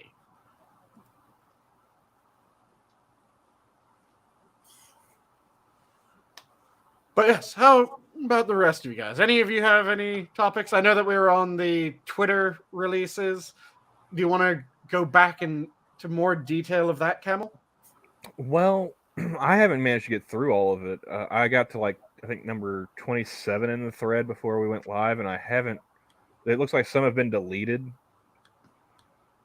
They're already deleting. It goes from 27 to 32 in the thread that I'm seeing. And then, okay, I guess that's a continuation of 32, 33. So, yeah, I haven't got through all of it. It did. What I did read before the stream started was Matt Taibbi was showing messages going back and forth that detailed Yoel Roth's meetings with the FBI and DHS. Oh, and the DNI. Mm-hmm. So That bitch. that's as far as I've gotten so far. Yep, and there's still people trying to say, well, Twitter wasn't being told by the government. Like, did you guys hear about all the shit the Young Turks were trying to spew about it? Mm-hmm. No, I've not listened to the Young Turks in years. I only hear about what they've said through somebody else streaming about them or the occasional video talking about them. If I wanted to listen to a Buffalo mode or do whatever they do, I would go to Wyoming, not watch the Young Turks. No, this story was from the news skirt. Oh, you mean, Miss, I'm better than you? Yes, I'm better than you. So, she was talking about I got a couple horse ranches just outside of town. She was talking about how everyone keeps on saying that the Twitter leaks are so big and important, and they don't show the government interfering with freedom of speech. They show former government employees interfering with freedom of speech, but since it isn't the government, that isn't a First Amendment violation. Does this woman... Oh, wait, let me correct myself. Does this horse not understand that the DHS hasn't undergone a serious change in administration, and the DHS is explicitly named in these leaks? She also doesn't understand that once you have secret clearance, unless you do something that violates it or you have it expire by a specific number of years, you still have that clearance level. And yeah, I've heard that I sound much older many times, Tyrannus, to the point where Weibo Jones, friend of the show, fantastic streamer and video content creator in her own right. And all around good egg. Yeah, all around good egg. Real nice, real fun to hang out with. When she first found out how old I was, she said, and I quote, "Shit, you're only that young? I thought you were some Dumbledore-esque character." Like, and correct me if I'm wrong, unless this is specifically under the purview of the DHS, isn't the DHS fucking around because technically it's part of the executive branch in a private company also a violation of the Constitution proper? I believe to a certain extent it's a massive violation of First Amendment, and it's a violation of several other things. I don't think all of those are constitutional. There's a bunch of state and federal law aside from the Constitution, yes. Where it's... But I'm talking like one of those early sections of the Constitution powers, like separation of powers level shit. The executive branch fucking around in stuff that should be a legislative matter to begin with, even if it got that far. That should at most be a legislative matter, yes. Would be a better way of phrasing it. Because a good chunk of it wouldn't be even legislative, since... Ted and one? You don't have the ability to infringe upon the First Amendment. At least you shouldn't have the ability to infringe upon the First Amendment. And directly telling them silence this shit is a massive infringement. Mm-hmm. I want to know how explicit Yoel gets in further messages about what goes on with those meetings with the DHS and the FBI and the DNI and... Oh yeah. Because the only thing... what I've read so far hasn't been... He's just admitted to meeting with them. He hasn't talked about any substance as to what the conversations entailed. Mm-hmm. But maybe that's further on down the thread. That's like I said, there's at least 50 some odd tweets chained together here. The thing that I'm most looking forward to is if anything comes out that is entirely new information. Because thus far, this has all just been confirming what we believed. well, I mean, there's utility in that, not but yeah, just it's not just confirming what we already believed. It's confirming yet again what was already confirmed by other people. Because we heard from Zuckerberg that the FBI was in direct contact with Facebook yeah. / Meta. Facebook, And Instagram, so on and so forth. we All those heard under the from umbrella. a bunch of other social media companies that, yeah, the FBI reached out to them and let them know about this shit as well. So this is yet another instance of, yeah, they were reaching out to every fucking social media agent or company and telling them what to and what not to allow. We already had a shit ton of people saying that this was happening. Just this one is thus far proving to be a little bit harder to brush under the rug. Mm-hmm. Well, like we've had like you said, Zuckerberg, admitting that Facebook was in contact with the FBI in regards to like the Hunter Biden story. But if you actually listen to what he said, he doesn't, say specifically. They said, like, hey, shut this down. They're like, be aware. They're playing footsie in the dark. They're not coming in flat out and saying it. And so I think that's where I've seen people, kind of arguing that, oh no, they didn't say that, you should censor this. Like, yeah, it was a wink and a nudge. It wasn't a, hey, do this kind of scenario. Yeah, It was was very much... it was Monty Python, wink, wink, nudge, nudge, say no more. Or the old school mob of, it would be a shame if you didn't do this sort of tactic rather than just, you're going to do this. It was the implication. So I want to see, like, with these releases, like, how explicit does it get? How do they play footsie in the dark the whole way through? Mm-hmm. But either way, still bad. Government shouldn't be doing that. Oh yeah. They shouldn't be, but it is what they do. Yep. And that's how it be, yeah. What I really want to have happen, but I doubt is going to happen, and even if it does, it's going to be done incorrectly again, is this is the sort of shit that got the Office of the Coordinator of Information shut down.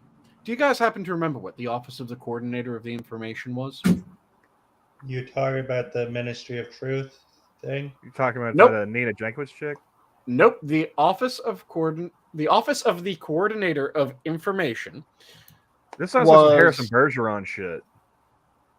The precursor to the CIA and FBI. Oh. See, when you say precursor to the CIA, I think OSS. Yep, OSS was one of the other major precursors. So the Office of the Coordinator, let me quickly pull up the full write-up of it.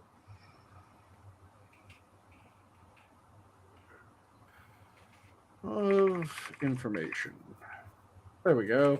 It was the OCI, the Office of the Coordinator of Information, which was started in 1941 by FDR, because, of course. Of course it was FDR. Yep. So it was a combo of... So yeah, this is OCI. It's the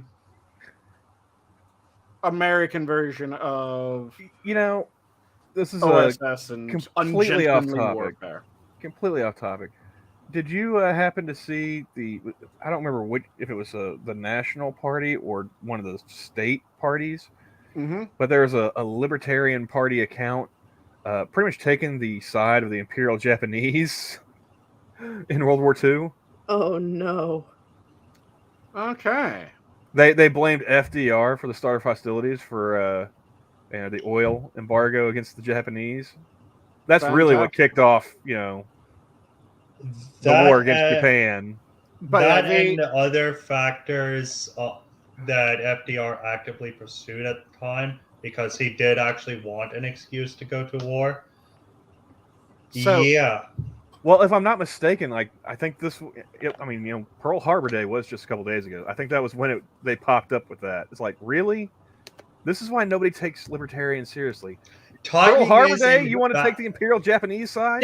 They're all over the place. Yep. I mean, So, it's kind of by like the the way, beauty and the curse of libertarians. Like OCI, which is what I was talking about, the Office of the Coordinator of Information, just shortened down to OCI, was the precursor to OSS, as well as the precursor to the Office of War Information, OWI, which then was the precursor to USIA.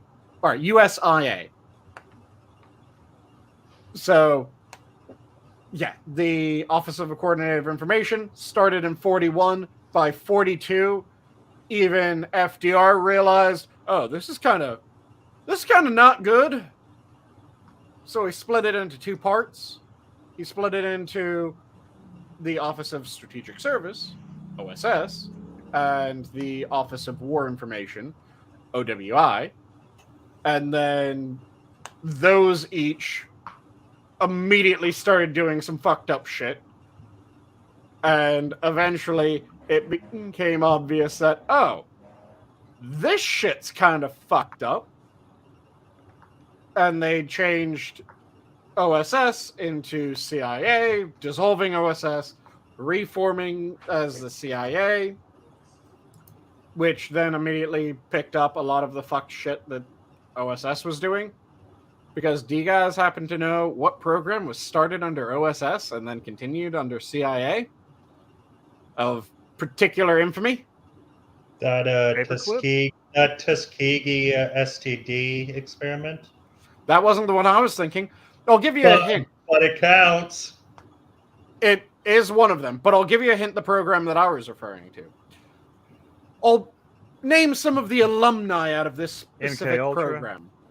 Yes, I was about to say Whitey Bulger and Ted Kaczynski. Yep. As soon as you said alumni, I went to Uncle Ted and I was like, yeah, he's talking MK Ultra. Yep. MK Ultra was started under OSS. It was continued under CIA. And it produced Whitey Bulger, which is the one that not a lot of people realize was MK. But yeah, it's been confirmed by released government documents that Whitey Bulger was part of MK. They were also handing out acid at Haight-Ashbury.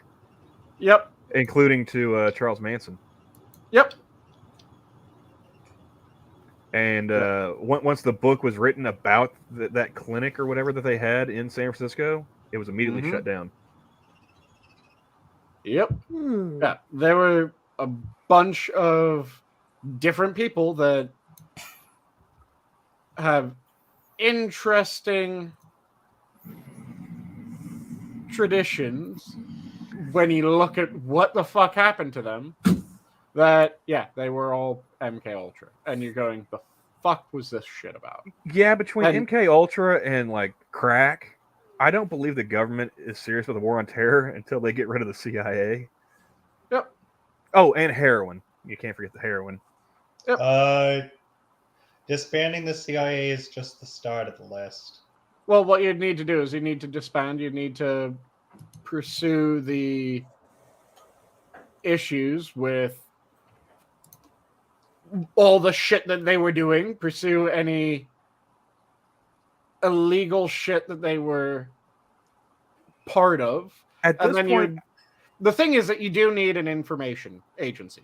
That's just part of modern society. You need an information agency. There's no way to not have one. You need to set it up such that you have control over it. And by control over it, I mean you avoid its worst excesses.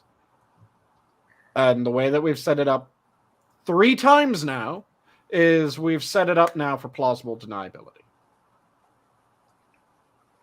Which nothing goes wrong when those words are used. Despite the fact conjunction. that throughout America's entire history, the intelligence branch of the DoD hasn't really been involved in any of this shit. Yep. Or the DOW, as it was known prior. Yep. There's your point.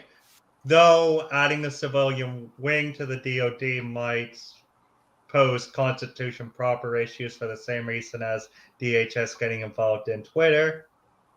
And what I was about to say was, in addition to getting rid of the CIA, get rid of the NSA and all those other alphabet spooks, got the FBI, got the DOJ, and disband the DHS. There's a bunch of different offices that need to be first shut down, then anyone above a certain pay grade that was part of them needs to be forbidden entry into any new version of it.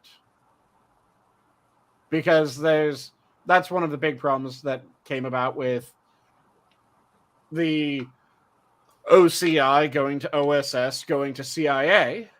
You had the OCI was shut down and OSS was formed in its place. And a lot of the people that were part of the OCI became people in the OSS.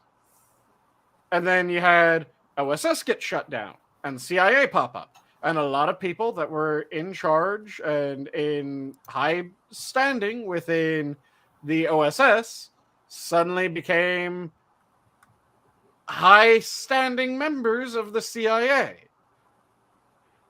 It's kind of like there's the FBI, and the FBI needs to be reformed because there's a lot of shit that the FBI has been a part of that makes it obvious that the FBI is not fit to purpose.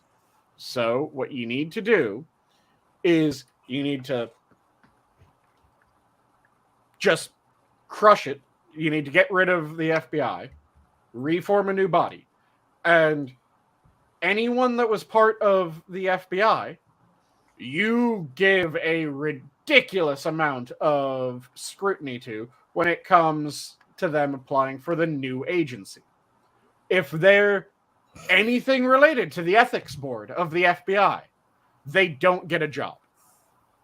If they're anything related to the upper management of the FBI, they are blackballed. If they're a field agent that was dealing primarily with human trafficking cases and they were doing good work in the human trafficking cases, they were finding evidence, their casework was solid, sure, give them a job. If it turns out that they were one of the ones that got involved with the Epstein shit and they didn't have the most solid casework, shall we say, yeah, they don't get a job. If they were one of the ones that was caught, you heard the news report from, was it last year or 2 years ago, of the number of FBI agents and Pentagon workers that had kiddie porn on their government computers? I remember hearing about the story. I don't remember the numbers. Safe to say that at least you remember the numbers were way too fucking high. It was more than 0, so yes. I was about to pretty much say exactly what Campbell said. 1 is too high in this subject. Yeah, but 1 you could look at and you could go, okay, there's 1, get him tried for that shit. Possession of CP and have him thrown into Gen Pop. Have every protection that he's had get pulled from him and he just serves his sentence. And you wouldn't be looking at that like, this is a massive fucking problem. You'd be looking at that like, okay, this guy needs prison. and he needs prison yesterday. That would be the way that you look at that sort of problem, right? If it was 1, maybe 2, maybe 3, you'd just be looking at it that way. You get to 3, it's starting to look in that circle and see if there's more. Oh, yeah. It was hundreds. It was hundreds. And I don't mean like 101. No, I mean hundreds with an S, a plural. Were found to have had that material on their government computers. Not even just talking on personal computers, on government computers. And these were people that had no reason to have it on their government computers. Because when you're the person that's actually investigating that some shit, people will, because like you're saying, it becomes evidence as part of the investigation. Yep, you're investigating that shit, or you're one of the attorneys in charge of trying that shit, you're going to have the evidence. Now, we should still be making damn well sure that that evidence is only being accessed in the proper context, and that when that evidence does not need to be stored anymore on your device, it is no longer stored on your device. But there's going to be a certain percent of people that they actually have a legitimate reason to have shit like that. No, these were hundreds of people that did not have a valid reason for it on their government computers. Not even talking about personal devices, on government computers. And that's what makes it so terrifying. Hundreds were found, and it was so brazen to be on their work computers. Yep. Well, who watches The Watchmen? Yep. And this came out as a news story, and it was this, what the fuck, when I first heard about it. And it pisses me off, because I heard about that story, and now I've tried to look up that story. I can find people talking about that story. I can find people citing that story. I remember reading those stories. But it's been memory hold. But now it's a son of a bitch to try to find that article again. Adam, I think you we awake? lost Adam. No, Adam! Adam, wake up! I'm going to mute you, Adam, because I heard a bit of sawing log over there. Aww. But yeah, that shit pisses me off. And that's the type of thing that when you start having that, anyone that's associated with that shit, anyone that you found that shit on, they go to prison. And they go to prison for a long fucking time. Now, I understand and fully agree with your point, but I don't think they would serve out the prison sentences very long. For 2 reasons. One, they'd probably be with a lot of people they locked up themselves by being in Gen Pop. And 2, I'm pretty sure you, being a former Department of Corrections officer, know what prisoners do to CP holders. Oh, yeah. There's a reason why they tend to be put in shoes. Special housing units. I say save the tax dollars and just let the system run its course. Oh, to a certain extent, I absolutely do as well. Especially since, do you know what crime has the highest rate of recidivism? CP related? Yep. Oh, so these guys barely ever learned. Yeah. There's almost a 0% chance of rehabilitation.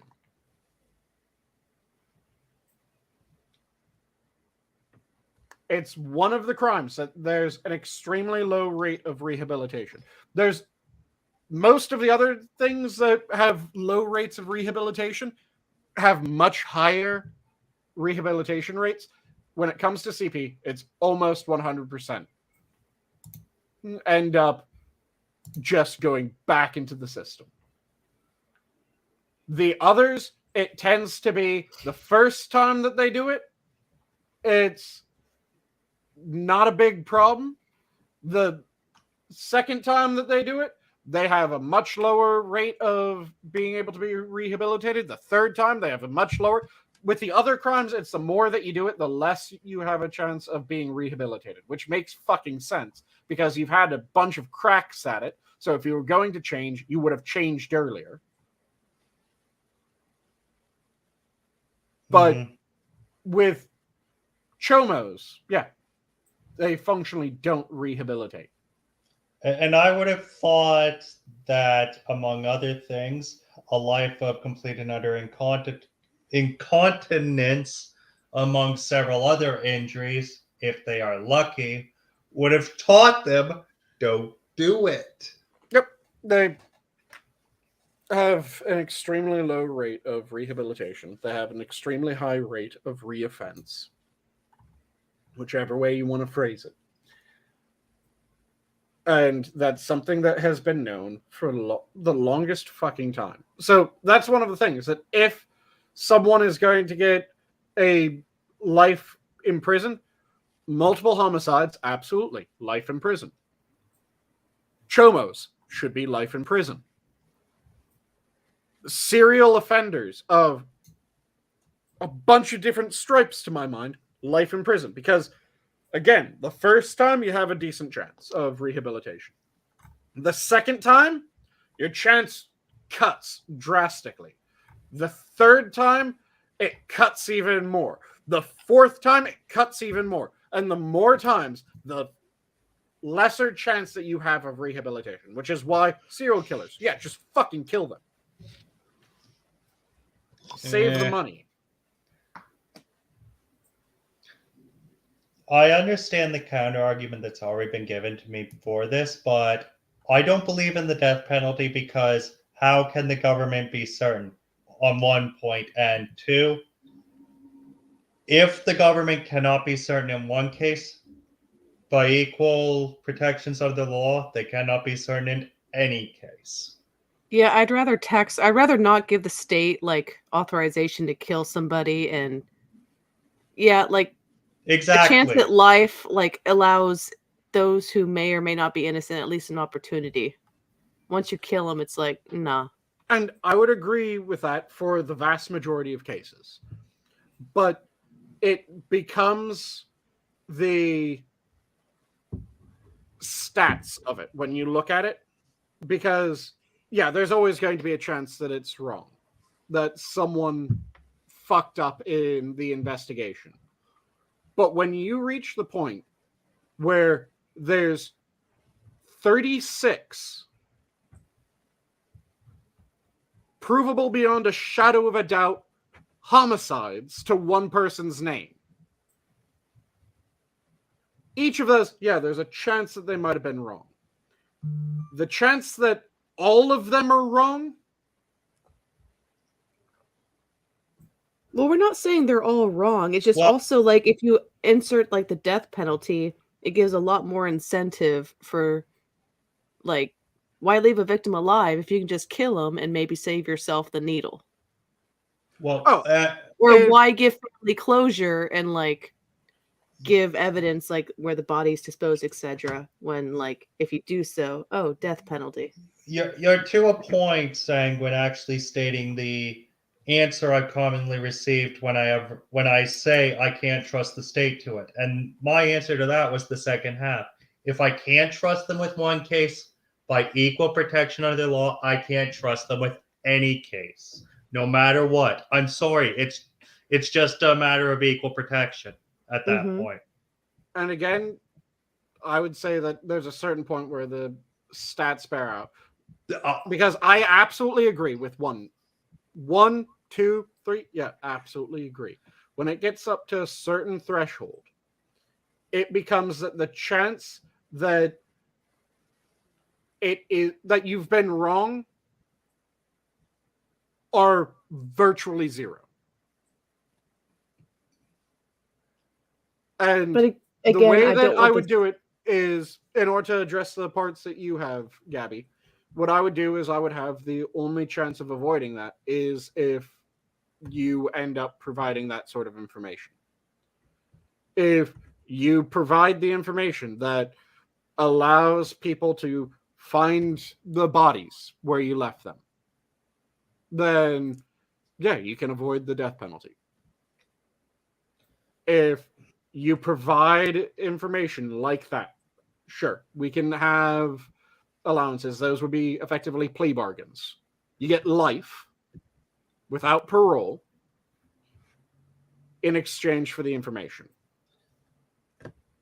Again, and we're now just circling. I'm not saying that a person who goes out and murders 30, 40, 50 people, you can't, with beyond any shadow of a doubt, stick at least enough on them to guarantee what the threshold you're talking about for the death penalty. I'm just saying that each individual crime, however, and I know parsing it out might get your head spun, each criminal must be given the exact same protections and rights under the law. Therefore, if the government cannot be certain in one case, they cannot be certain in 100 cases, even if they're all against one person. That's ignoring the aggregation, which you I understand that a large stack can bear out. However, just due to how the American justice system is set up, it can't work that way. It has to be all one way or all the other. No, you can absolutely have an aggregation. You can absolutely work it out so that it would function with a aggregation rule. Mm-hmm. And this is to an extent why a person on death row sits in prison for 2 or 3 decades. Well, mainly the reason why that happens is because there's a bunch of places that have decided to unofficially ban the death penalty without officially banning the death penalty. California has unofficially banned the death penalty. When it takes 8 decades to reach the head of death row, that's an unofficial ban of the death penalty. And even in places where it hasn't been really touched, there's all these automatic appeals and stuff that go through. When that's on the table, you want to make sure that you're correct, because there have been ridiculous miscarriages. One of the best examples is there's the Texas case. It was a father who was convicted of burning his daughters to death. Mm-hmm. And it was a absolutely horrendous incident. He woke up in the middle of the night. His house was on fire. He tried to run out into the hall and get his children, his 3 daughters. When he touched the doorknob to his bedroom, he suffered severe burns. He ended up escaping through the window of his place, tried running into the front door of his home several times, receiving severe burns each time that he ran in to try to get to his children's rooms. After he did make sure that firefighters were called, his children burned to death. In the court case, he was convicted. He was then executed because he was sentenced to death. And it was at a sufficiently quick rate that he was actually executed. Then, are you guys familiar with what burn labs are at all? Burn labs? Burn labs. No, but I have an assumption. Where fires are simulated to either aid directly in or train fire department investigations. So the burn labs, you have the burn rooms, which are used to train. Then you have burn labs, which are used to simulate the exact circumstances of a fire. And to like find the origin and stuff like that. Like I said, aid in the investigation done by fire departments. Exactly. They go through and aid in the investigation, make sure that the if someone thought that there might have been an accelerant, they'll test to see whether or not an accelerant had to have been used. So they'll set up an exact copy of the structure, and then they'll burn it, see if it burns in the amount of time without accelerant, see what the evidence left behind from it is, and that'll be used to go, yep, an accelerant was needed, or no, an accelerant wasn't. And they'll see a bunch of different things. One of the things that was an old school part of forensics that has been disproven by burn labs was there's this interesting bit of spotting that could be found at certain fires. And it was thought to be that this spotting was indicative of accelerant being used. Turns out that the spotting wasn't anything to do with accelerant. The spotting was as a fire flow within the house. I know what you're talking about now. It's actually by melting rugs. Oh, a different one. Yep. So that one is caused primarily by melting rugs. When a room is on fire and it reaches a certain point, smoke has risen to the top of the ceiling, things heat up, and then it starts to heat the air at the top of the room higher and higher as the fire continues to burn. It reaches a certain point where you're now at the flash point for substances, which cause more fire, which cause the heat to rise quicker, and then it reaches the floor where it's at the flash point of the rug, and it will burn the rugs. And it will leave spotting on the floor due to it burning the rugs like that. Mm-hmm. Another thing is what's called crazing of glass. Do any of you know what crazing of glass is? My Kinda best like glazing, but it's crazy. My best guess would be some interaction between high heat and glass that could be misinterpreted by fire investigators. And there's different types of glass, isn't there? So they'd respond to heat differently. There are different types of glass. The finding of crazed glass was thought to be indicative of an accelerant. So what the idea was is that a room would start burning so hot, so quick, it would send these massive spider webs through the glass, just shattering it in an instant. But there would be enough pressure from the glass shattering that it would kind of hold that shape while looking like it was shattered to all shit. So it'd still be in the pane, but it would be cracked throughout. Getting the mental image of what that would look like? Or here, I have the ability. Well, it would look pretty similar to shattered laminated glass, probably. Somewhat. Here, let me pull up a picture of crazed glass. Because this was a big thing that, for the longest time, this was thought to be indicative of a accelerant being used in a fire. So this is a good image of crazed glass. As I'm trying to describe this verbally, I realized I have the technology. I have the ability. I can just fucking show you. So this is what crazed glass looks like. This is just a glass window. This isn't safety glass. This isn't anything else. This is a glass window that has crazed. So due to a specific type of thermal shock, yeah.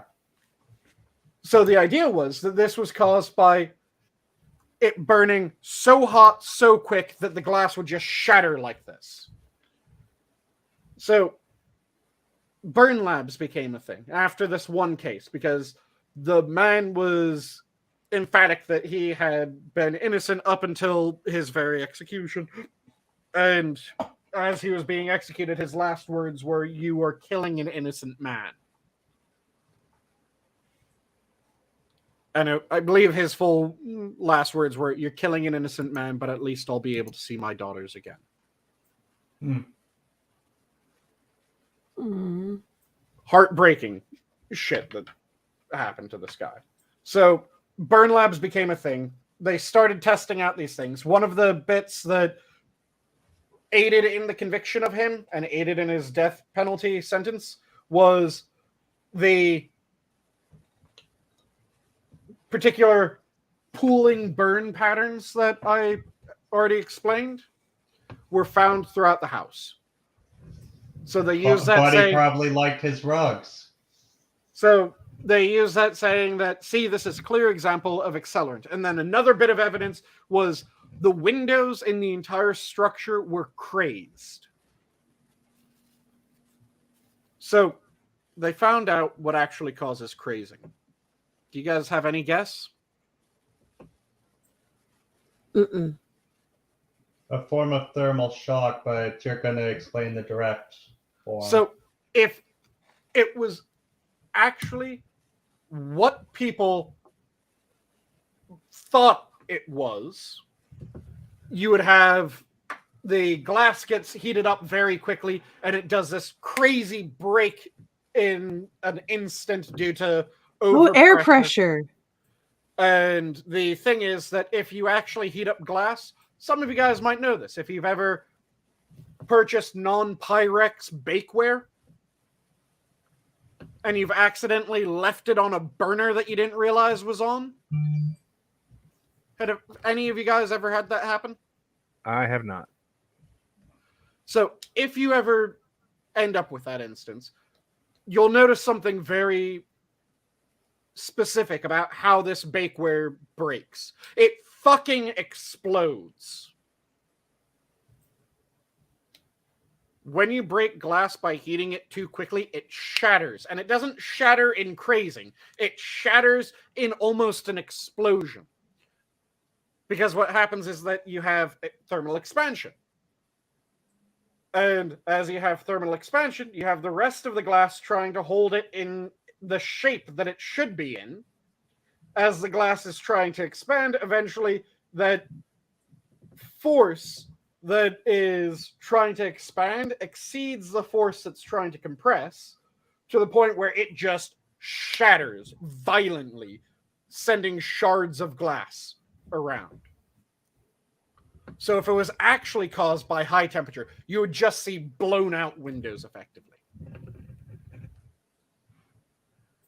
Crazing is when glass heats, but glass heats gradually enough that it doesn't explode.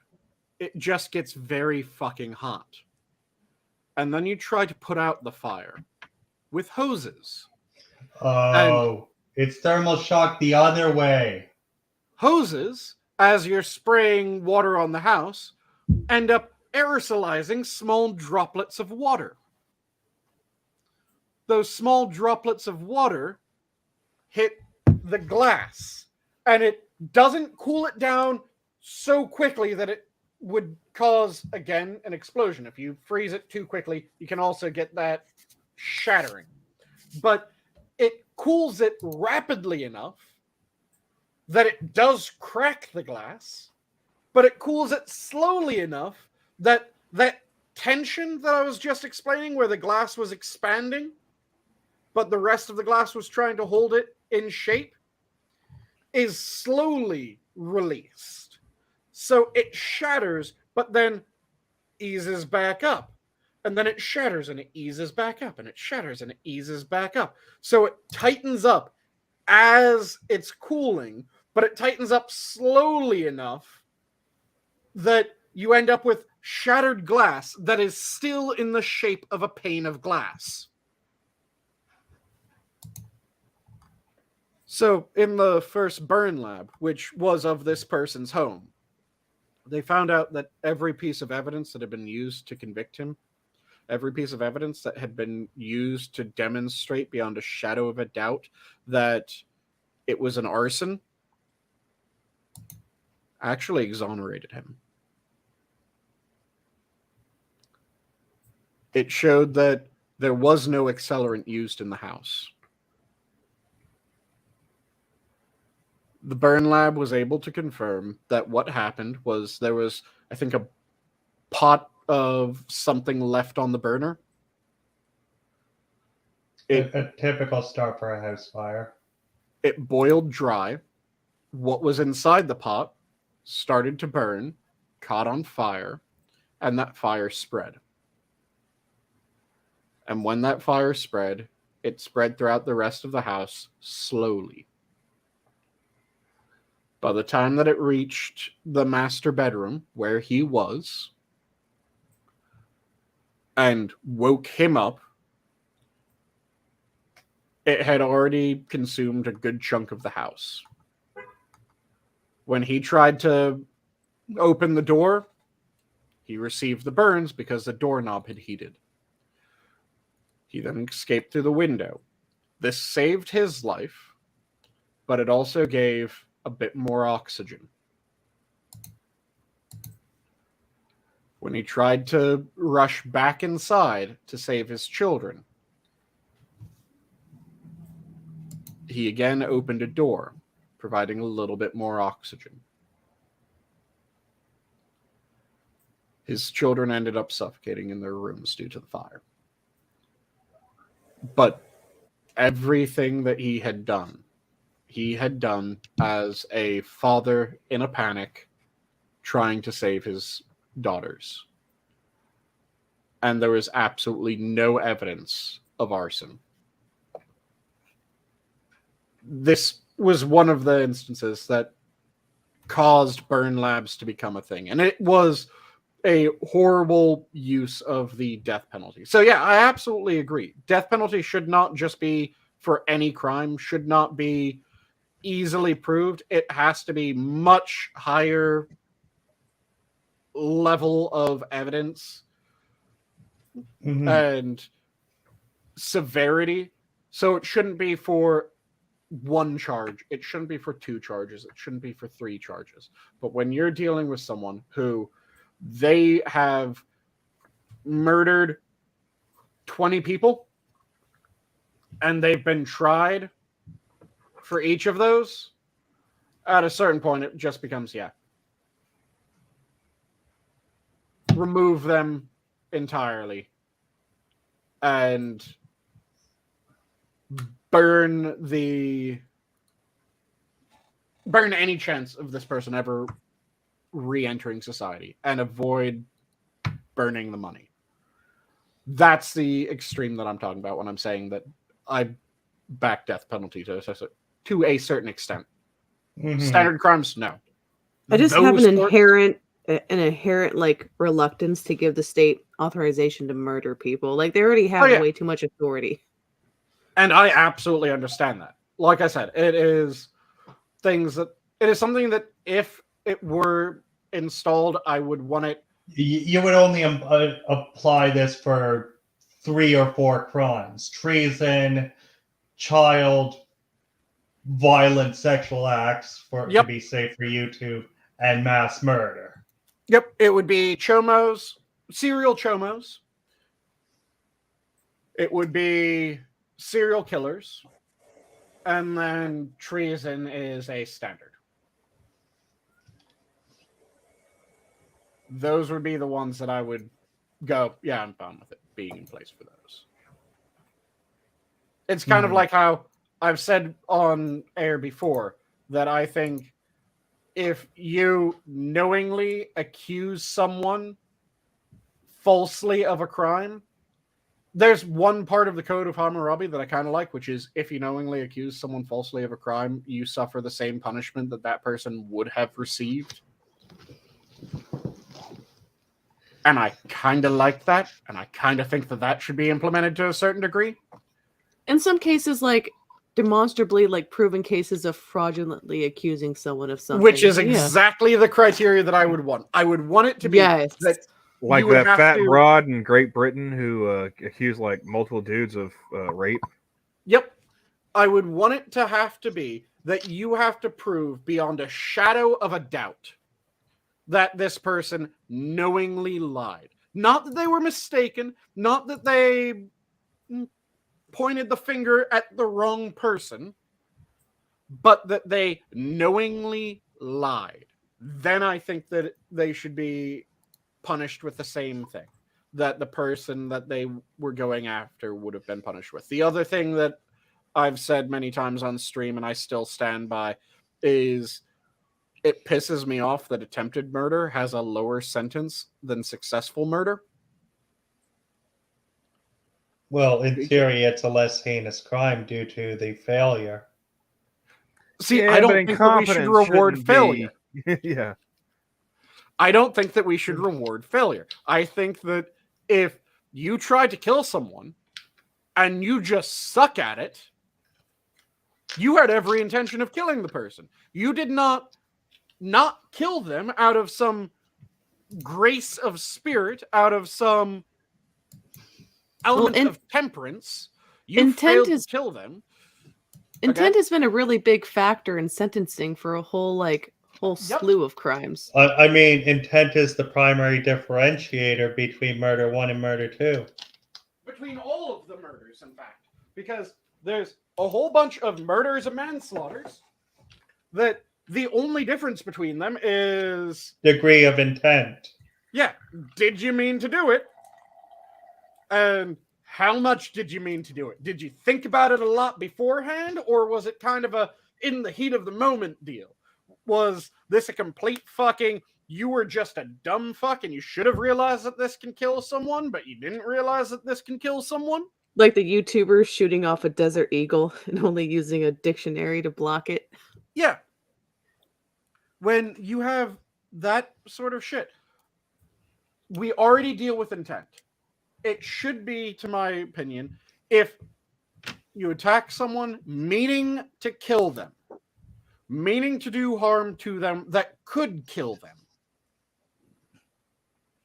then you should be tried and sentenced to the same thing. Even if you fail to kill them as you wanted, you should be tried and charged for having tried to kill someone. And that sentence should not be lesser than if you had succeeded. I'm pretty sure this is different state to state and jurisdiction to jurisdiction, but at least in murder 1, I think it is exactly like that between actual and attempted. Both is life. Nope, the states, if you fail, like I said, in different jurisdictions it might be different, but at least in murder 1, as far as I've seen, it's typically the same. And Cannibalistic chiming in with, nah, if you fail, you should get twice the sentence because you were incompetent. Jeez. Burn. But yeah, it is the thing that pisses me off because, to me, the attempted murder charge, getting a lighter sentence, that is just rewarding incompetence. Just because you failed to kill someone doesn't mean that you should get a lighter sentence. You still tried to kill someone. You just were too weak to beat them to death. You beat them senseless, and you're able to do that, but you didn't quite get them to death. Or you're such a bad shot, you only winged them. Yep. And I mean, you should get twice the sentence for the simple fact of anything worth doing is worth doing right. That is dark in the context at which we are talking. Okay, so to correct what I said, Cannibalistic goes more than I do. Cannibalistic says, no, it's 2 times for the person who lies trying to ruin someone's life with that lie. That's what he was saying. The person should get twice the actual sentence. Which, and I know there's a specific judicial term for it, sounds a little excessive. I get why, but it's still excessive. What's excessive? The giving them double what the person would have gotten over the lie. 1x is enough. 1x, in my mind, is enough. 2x, you can argue me into that stance. Anything less than 1x, no, fuck you. They should Agreed. at least get what the person would have had they been convicted. At least the minimum sentencing for the act, because that's what they intended to do to the other person with their lie. Fuck everything else.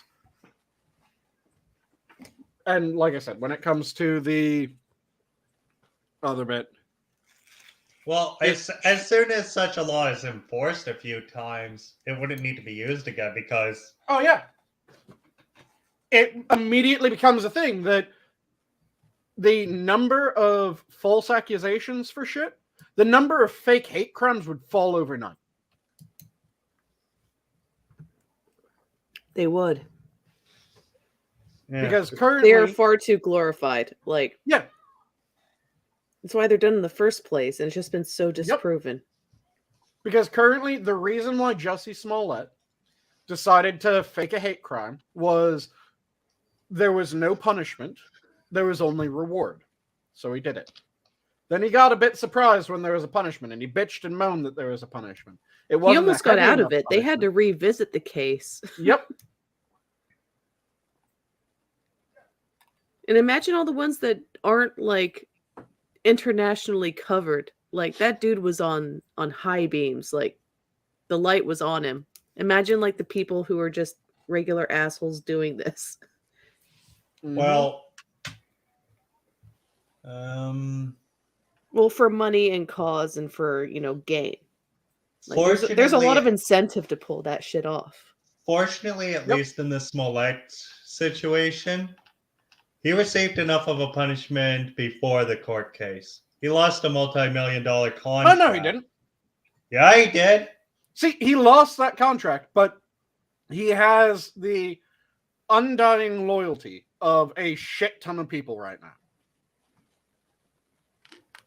There are still people that are campaigning for him, that are saying that he shouldn't have received any punishment, that he needs to get his job back. He has the mob still. Yeah, in some cases, you can't change the mind of idiots. No, but if people were getting arrested for that shit and being sentenced, that would change. There's the case in California. You guys heard about this one that has... the one in Sacramento? Yep, the black and white fountain one. Is that the one that you're thinking of? No, I'm thinking of the ones, there was a college campus, I can't remember which one. There was a note, Actual Justice Warrior covered it.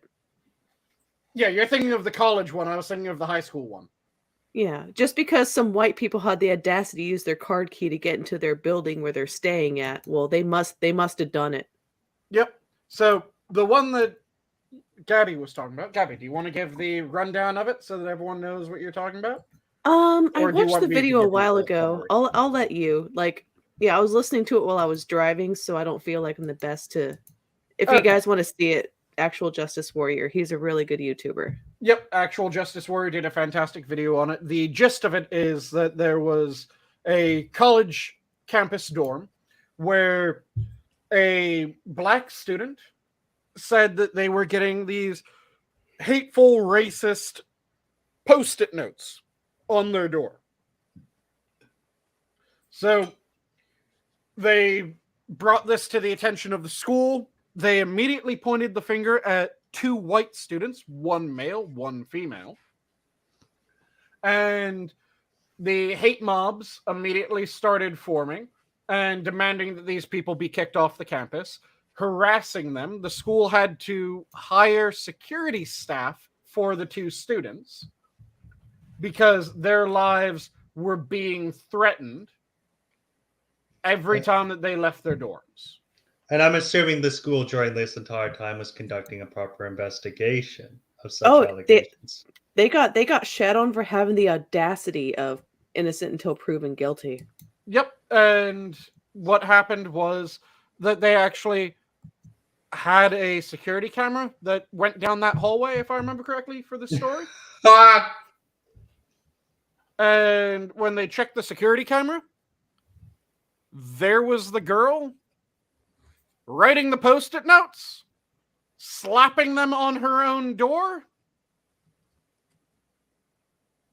And there's still people that are trying to go after the 2 students. This took a while for the school to actually realize, oh yeah, we have a security camera. Maybe we should check that. They plumb forgot. Yeah, it took them a good long while. Well, when you're doing a bunch of public reputation repairing, you sort of forget the basics. Yep, so it took them a good long while. Throughout this entire time, the white students were getting harassed. And then turned out that it was the black girl was doing it to her own dorm room.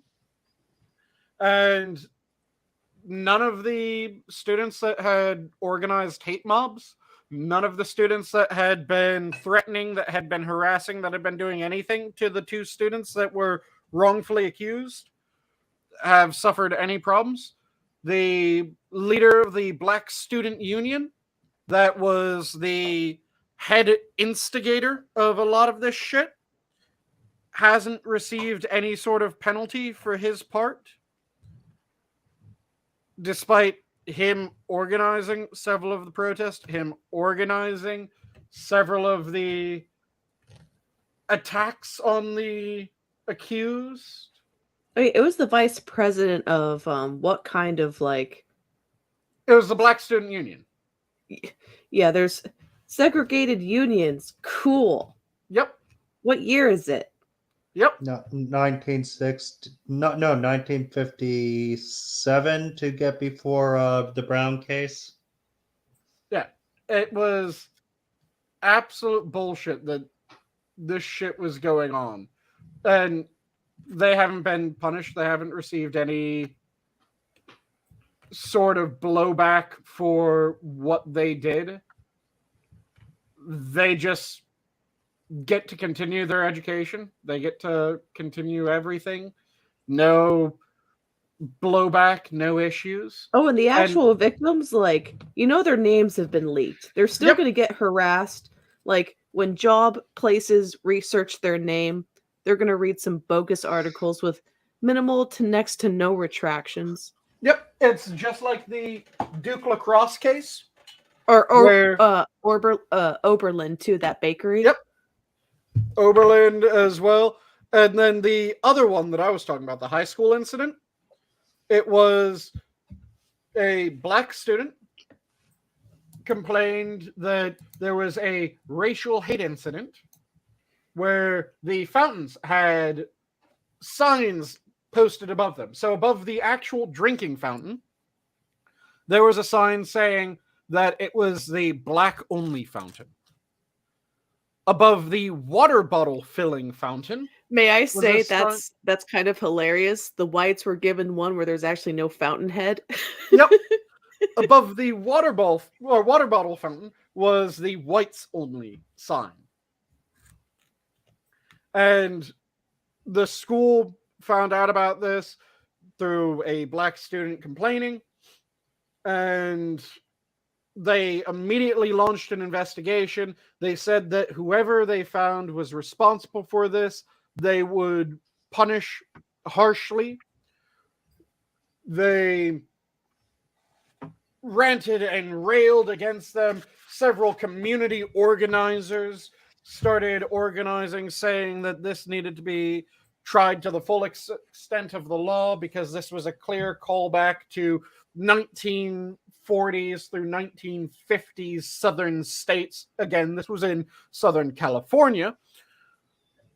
Let's see what the full extent of the law says on posting a sign. And just expulsion from the school. This needs to be tried. This person needs to be arrested. Their name needs to be dragged through the mud. That all this good shit, right? So the school system again realized something. This might sound a bit like a refrain at this point. I know where this is going, though. School hallways have cameras in them now? Mm-hmm. It was the bitch who made the complaint, wasn't it? They had a camera pointed at that fountain. Oh, before I get to that part, there was also one of the things that the organizers were saying is that they saw pictures of students that were using these fountains. And all the students that were using the fountain should be kicked out of the school as well. Yeah. And it was a bunch of black students that were taking pictures and posting them on Instagram, kind of like a, well, fuck you, ha ha ha.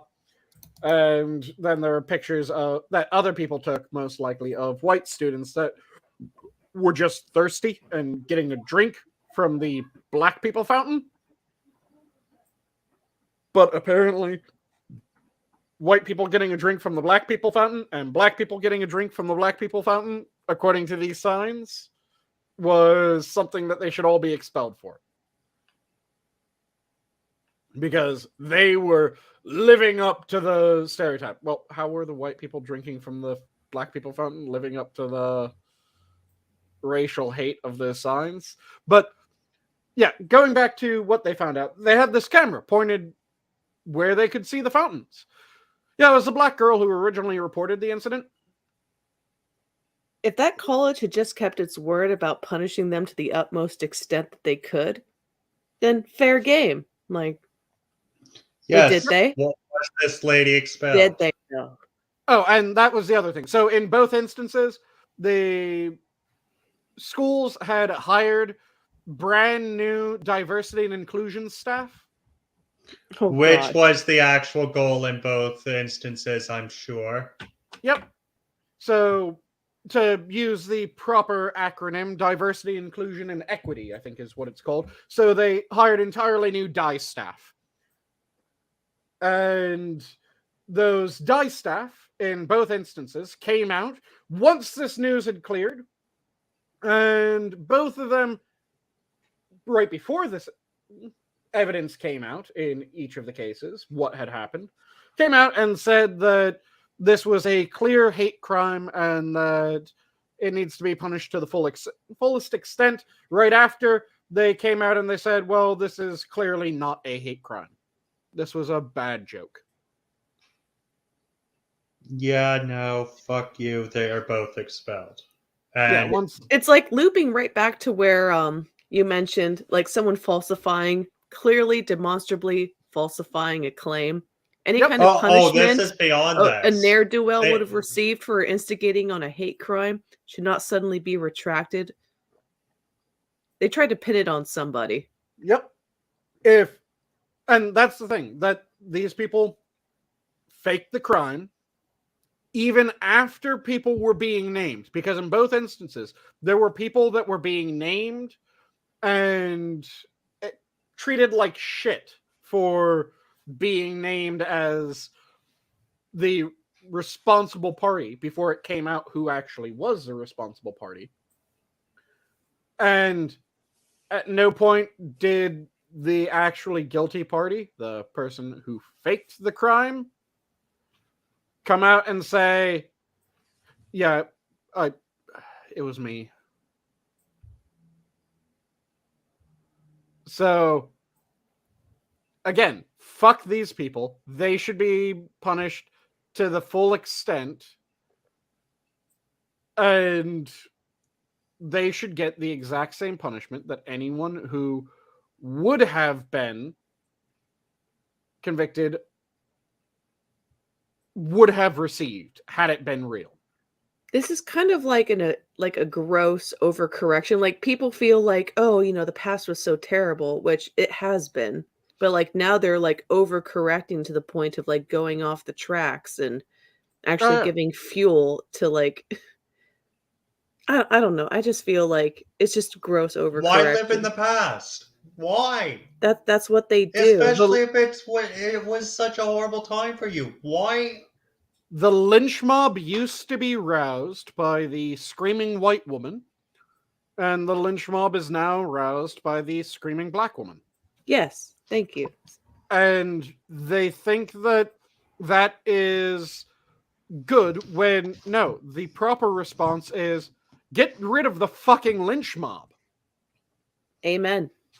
Or tell the screaming woman, no matter their race, shut up. We'll wait until we have evidence. And then let's go lynch them.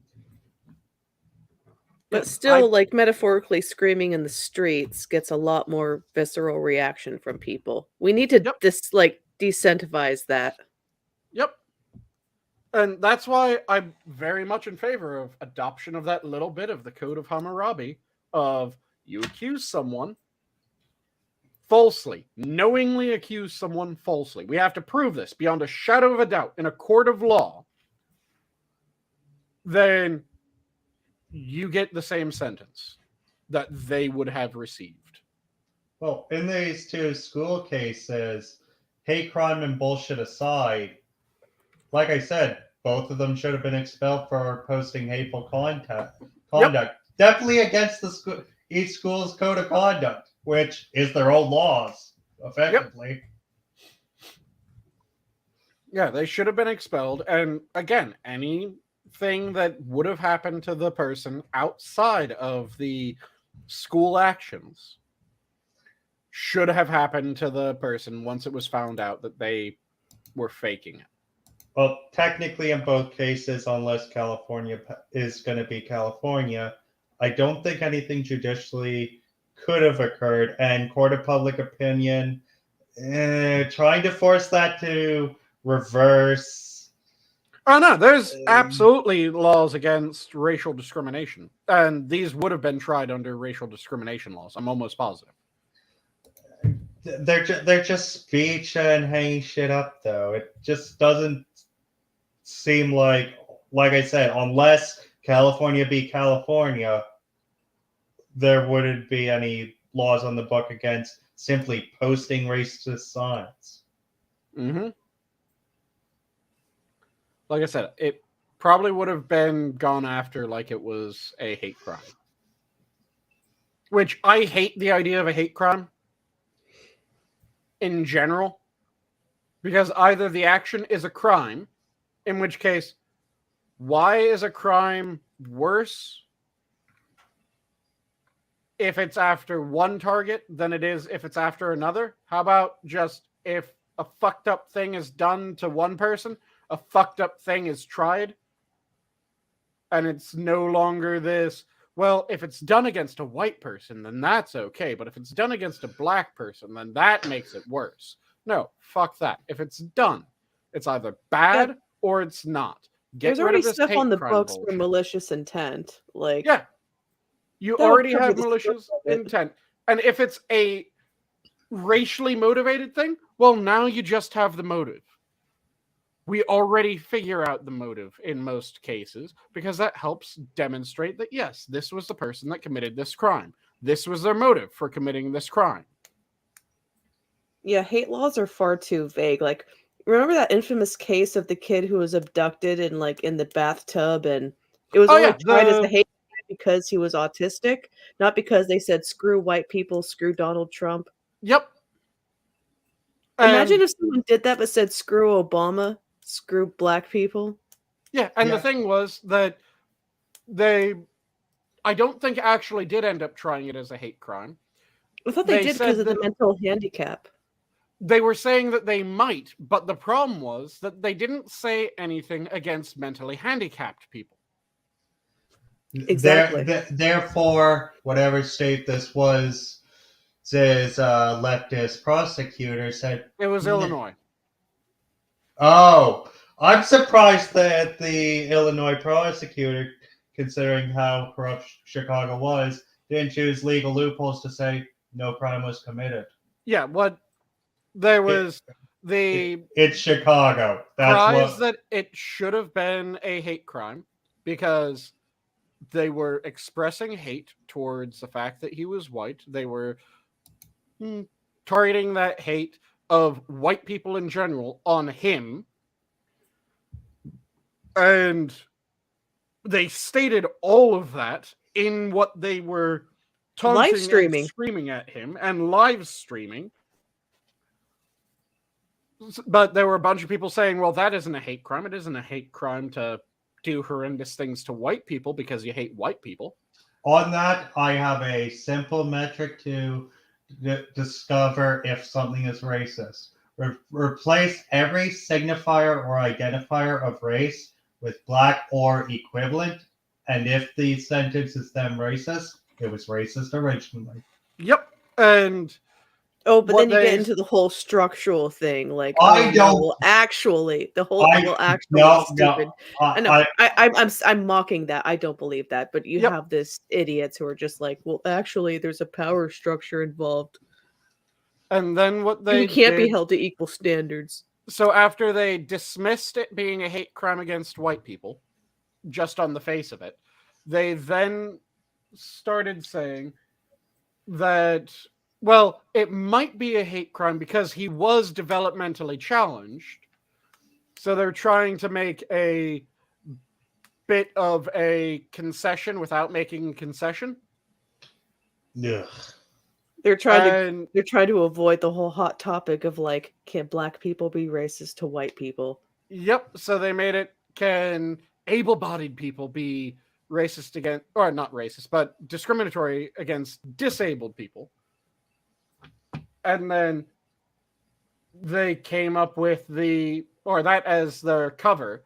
And then after they came up with that, they went, well, there wasn't actually anything said about disabled people. So, no, they're free of that charge as well.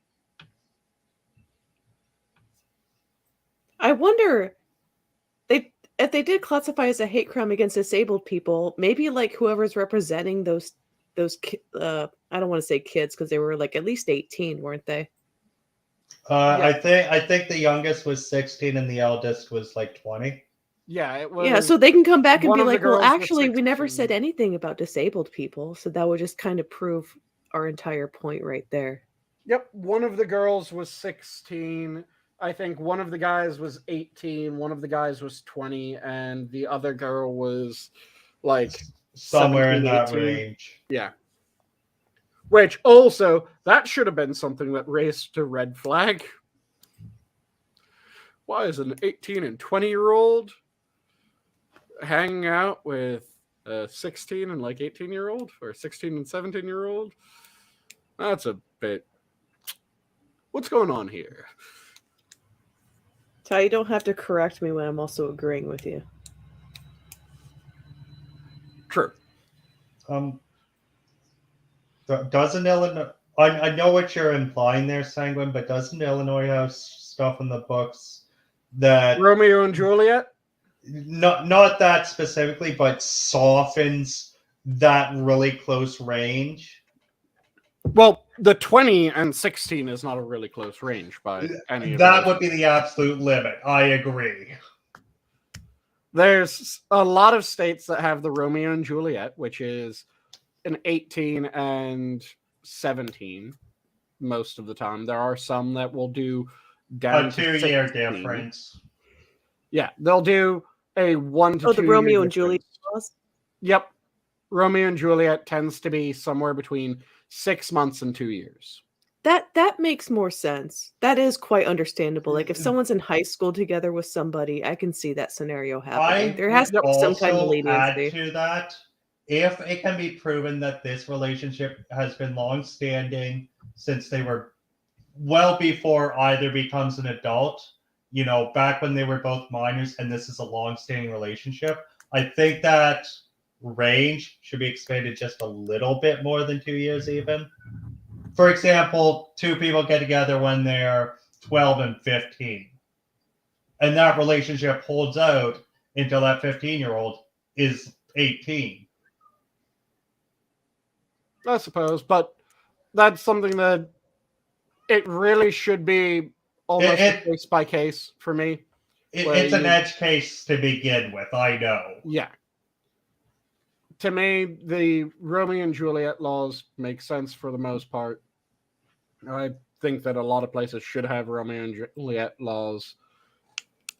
But it's one of those things that it should also be somewhat of a discretion where you're looking at them and you're going, okay, yeah, you've been dating for the last 3 years and you're now 18. She's 16. No one cares about that. You two were dating. Whereas it's a big thing if it's, yeah, so she's 15, you're 20. And you just met 2 There would weeks be no ago. reasonable explanation for any kind of contact in established history. That's just straight up, dude, you're a creeper. And even with an explanation, 15 and 20. Yeah. I'm talking about in the context of like if someone's going like, because high school's 4 years. So if someone's like 2 years apart or so, that's understandable. They're still in the same environment. There's may or may not be cliques they're involved in. Context always matters.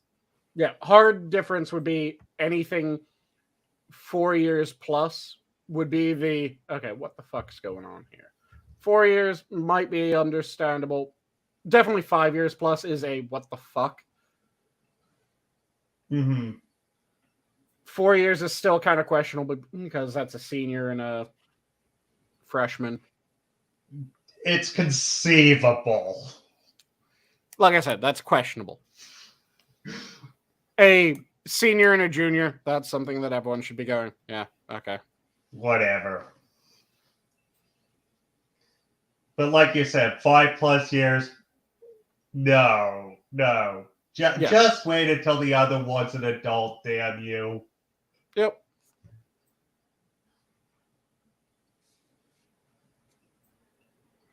But yeah, it just pisses me off that there was so much hypocrisy about it. And again, it's this, if someone is knowingly falsely accusing someone, they should be held to the same punishment. I mean, we already have that kind of standard on the books when it comes to like defamation. Free speech is very important, obviously, but still, we still have defamation and can sue for like people falsely like claiming wrongdoing. Mm-hmm. And those standards are very hard to meet. People don't realize it's like very hard to actually countersue even for ramifications for defamation. But it does happen on occasion. Because you have to demonstrate that the person wasn't just ridiculously ignorant. Exactly. And that is the hardest part. Because so apply that to false claims of and that's what I would want it to be. I would want it to be a ridiculously hard to prove thing. I want it to be something that could be done, but I want it to be ridiculously hard to prove. Because that's the sweet spot. When it is something that, by no means, a lot of rapes, for instance, are really hard to prove. I don't want it to be that if you just fail to prove beyond a shadow of a doubt that someone committed a crime, that now suddenly you're liable to being arrested and charged as if you had committed the same crime. Or on the same sentencing scale as if you had committed the same crime. I'm not asking for that. I don't want that by any stretch of the imagination. But if it's all about intent, which is already a factor into play in a lot of other crimes. If it's a Duke Lacrosse, if it's a VCU, if it's insert any number of other crimes that have, for crimes that we're being told are constantly happening and are everywhere, why is it that the media, every time that they want to bring up a crime of, see, this is rape culture, see, this is the cultural of racism, why is it that every single time that they bring up one of those, it's a hoax? If these are everywhere, if you can't move without seeing one of these, why does the media need to rely so heavily on hoaxes? Why is every single one of them a hoax? It's universally condemned. It blows up because people are outraged. Yep, and it's supposed to be a culture that's tolerant of that. Obviously not. And it would be a different thing if it was that for every 10 they had one hoax, because then you'd be going, well, 9 of them were real and they didn't vet this one enough. That was the problem. We have a bot in chat, hot singles in your area. Sorry. I just thought it was funny. You. But they are batting 1,000 that it is just every fucking time that they say, see, this... Oops, I blocked the wrong person. Let me... It's okay. Sorry, Cannibal. It happens. We had mass comments in this section. You just got hit by accident, buddy. Right We're as... so sorry. It was right an as I was accident. clicking to block them, you ended up bumping their message up one onto yours. Let me figure out how to unblock you. You can't on when someone's timed out. I think they just have to wait it out. Well, that wasn't a timeout. That was a block. Oh. So let me figure out how to unblock him. Worst case scenario, we take it up with Hammer when he gets the chance and he can Friendly do it. fire. Yeah, sorry about that, Cannibal. It was a complete mistake. Let me quickly figure out how to... As much as I agree that it is a very common trend that almost all of these fake hate crimes and fake sexual assault allegations. I'm trying to be friendly for Susan. Fuck you, Susan. You got it, Johnny? As much as the extreme majority, the ones that the media latches on are fake, I do believe that it's a case of 9 fakes to 1 real. I One would or like the 2 real real. ones to actually get some visibility and justice. It just sucks that actual the real just due to ones, lack of investigation and evidence get blown up and they get disproven, and it takes away from actual victims. That's like everybody's argument when it comes to be like, hey, maybe we shouldn't glorify this culture. And another thing is, typically the fakes are very cut and dry because they've been purposely designed that way. Real ones are going to be messy. There's going to be iffies. There's going to be he said, she said bull crap. It's going to be messy. It's going to be complicated. There's going to be so many secondary factors because that's how life is. The fakes are easy to spot. If it is immediately looking cut and dry, it's probably a fake. Journalists don't do journalism, though. That's just not the way current year operates. Yep. And you wonder why I prefer calling the people that you're referring to as journalists urinalists. Now I'm just thinking about Pissgate. Yep. Which, like I said, it would be one thing if all this shit was done properly and it was there's some fuck ups here and there. Yep, absolutely. I understand. No one's going to be perfect. You're going to get the 1 in 10, the 1 in 100, whatever the hell the number is. And sometimes they're not even fake. There's just sort of a secondary circumstance that explains it all away. A big example would be a close friend group is pulling risque jokes that from an outside observer look racist. Yep. And that shit happens. That isn't what I'm talking about I'm talking about it. Up, there we go. I should have just unblocked Cannibalistic. Cannibalistic, please do let me know if I have successfully unblocked you. You should have been unblocked.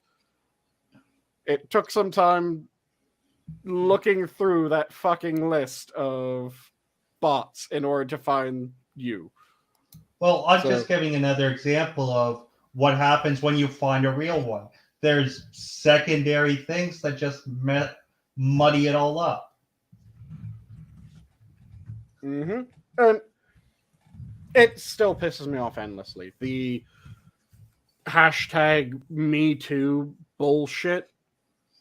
The fact that 2/3 of those were found to be fake. And there we go. I see you again, Cannibalistic. You are unblocked. Sorry about that. And the remaining third the women got what they wanted, didn't they? Well, I mean, feminists want prostitution. Okay, those So there third of were- women that actually got what they wanted, they prostituted themselves. So when it came to the hashtag Me Too shit, there's anyone that was underage, absolutely their shit was important to get through. If you were underage when it happened, absolutely. The thing with Weinstein is he was a scumfuck. He shouldn't have been given any power. There were a couple of underage instances that should have gotten him pinned against the fucking wall. There was another instance that should have been his fucking death knell like a decade earlier. There was an Italian model / actress that wanted to get a role, and he legitimately assaulted her. She was able to escape. She went to the police. She immediately notified them of what had just happened. The police effectively went, "Are you willing to wear a wire?" And she said yes. She went back with a wire. She got audio evidence as he tried to assault her again. She escaped again. Her career was over.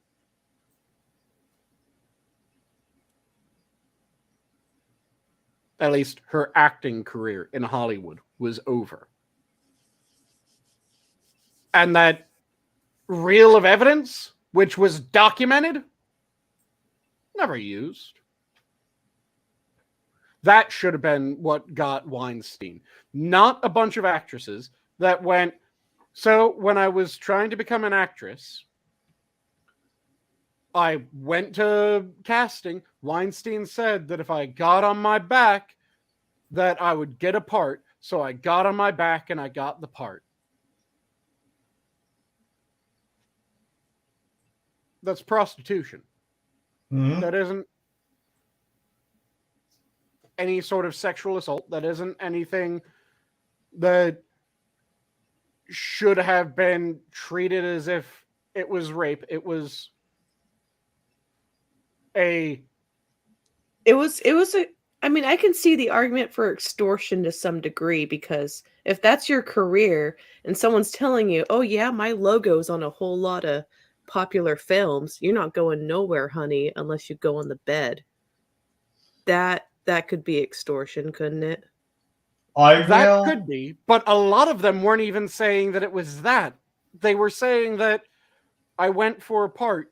He said that if I slept with him, I would get the part. I slept with him. I got the part. Okay. He requested a good and/or service from you in exchange for a good and/or service that you wanted. Yep. You agreed to the transaction. Yeah, that's the part that pisses me off. Like I said, it would be one thing if it was underage. Absolutely. Anyone underage, he should have been pinned to the fucking wall with. Or as Gabby said, you're going to do this or I'm going to run your name through the mud and make sure you never work again. Yep, those should have also been treated harshly. The vast majority of them were, I was told that I could fuck him and get a part, so I fucked him and I got a part. And I feel dirty due to that. Well, yeah, you were a whore. Now you regret the price that but there's also like regular people who face that kind of difficult. I mean, not that same degree of difficulty, but like if your livelihood and like providing for like your family or you is on the line, some people do things like. Yep. And the part that really pissed me off about this is people treated Me Too as if it was this amazing, breathtakingly strong and beautiful moment. Oh, fuck them. No. Actually, men came out and tried to join the Me Too, and they got ridiculed off of. And they're like, oh, feminism's for everybody. Okay, so what about the guys talking about Me Too? You literally said that shit can't happen. And worse than that are the story of the Coreys. Because Joy Behar is a feckless cunt. Is she one of the chicks from The View? Yeah, she's one of the chicks from The View. I set that set on fire. So during Me Too, she was constantly talking about how amazing and powerful and how moving it was that these women were finally coming forward to talk about their abuses and to talk about everything that's happening, because this is something that really needs to have the light shed on it. And it's just disgusting what's been happening to all these people. So she, several years earlier, had done an interview with which of the Coreys is alive? It's Hain, right? Or is it Hain that committed suicide and Feldman is alive? I think it's Feldman committed and Hain is alive. I always confuse the two Coreys. I don't think the specifics actually matter. I'm not familiar with this case at all. Oh, God but damn it, but one of them off themselves. Feldman is alive. Hain. Feldman, okay. He either committed suicide or OD'd. I can't remember which. Yeah, so she was in an interview with Feldman, and Feldman was talking about the abuses that he and Hain had been subjected to. And when I say abuses, I mean they were properly abused. Feldman, I think he accused Charlie Sheen of raping Hain on a film called Lucas. Yep. They were horrendously abused. And by abuse, I mean actual abuse. They were raped. They were molested as underage children. Okay, so yeah, it is Feldman alive. That's what everyone is saying in chat. So I always get the two Coreys confused.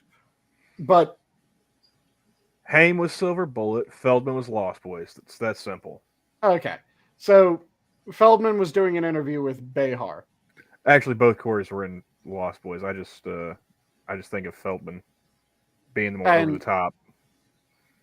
Behar laughed at him in the interview. Yeah, nobody takes Corey Feldman seriously because he's, well, a guy. Have you seen him? He's a guy and he's kind of fucked up because horrendous shit happened to him. Yes. But like it's easy for those people like Joy Behar to write him off because he's dancing around like Michael Jackson with his band of angels. Yep. So I mean, but yeah, she laughed at him in the interview, and then a few years later, Me Too. Oh, these stunning and brave women. Fuck you. I mean, expecting any kind of consistency out of Joy Behar, that's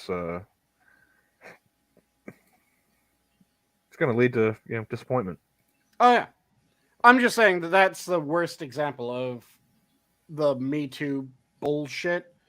Was the fact that there were people treating. Oh, there's that, and Alyssa Milano. Which, like I said, was I slept with him because he said that I would get a part if I slept with him, and then I got the part. And now I feel bad because I got the part by sleeping with him. I think I'm at liberty to say, unless Susan is particularly nasty tonight, that if you laugh at someone who has suffered such abuse, you should be consigned to forever without any form of foot protection, being forced to walk on metal D4s. I was thinking you were going to say Legos, but D4s works as well. Yeah. Well, guys, it's already almost 3 hours. Yeah, I just noticed that as well, so I was going to go around the horn. Yeah, Adam's already passed out. I'm starting to fade. So I'll let you go for your parting words first. Oh, come back to me. Say again? I said, come back to me. I need a pass to. Yeah. Donkey. Taxation is theft and the government is a crook. Fair enough. Gabby? Or did Gabby just click away? Let me check the back messages. Gabby will be right back. So that was all terrible. right. Okay, I guess I'll. Camel, go do you ahead and have go. yours? We talked about it briefly earlier in the stream, many moons ago now. But Christmas. Mm-hmm. The war on Christmas will continue until its illegal occupation in November and encroachment on October ceases. Nice. And still waiting on Gabby to say that she's back. So we need to buy a little bit of time to let her say her parting words. What shall we buy some time with? Well, I mean, we were talking about the Corys. I mean, there's plenty of movies to go back and look upon. Seriously, Tyrannus? Okay, I can forgive you because this is the first time you've probably heard me, but I'm a small L libertarian. I've been that for years. What did you think I was? Some Canadian leftist? Well, there is the audio that it THUR was still has. Canadian, so Sanguine. I have held true to this refutation of that audio for years, and I continue to hold it. You and Icy coerced that out of me as a favor to Zelthor over my mistreatment of him during D&D. This doesn't seem like a very likely story. Why would I want you to be a communist? I don't like communists. No. Sanguine, you know the bullshit you're doing. You know the BS you're trying. It just seems a bit strange to say that I wanted you to become a communist. You didn't care what I said. You just wanted me to say something humiliating for Zelthor as a penance.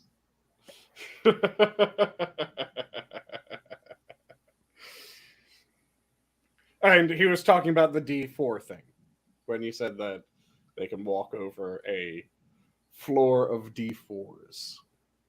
Why, thank you. Little bastard caltrops. I said metal once, by the way. Yeah. Doesn't matter what material they're made out of. They're little bastard caltrops. Oh, yes.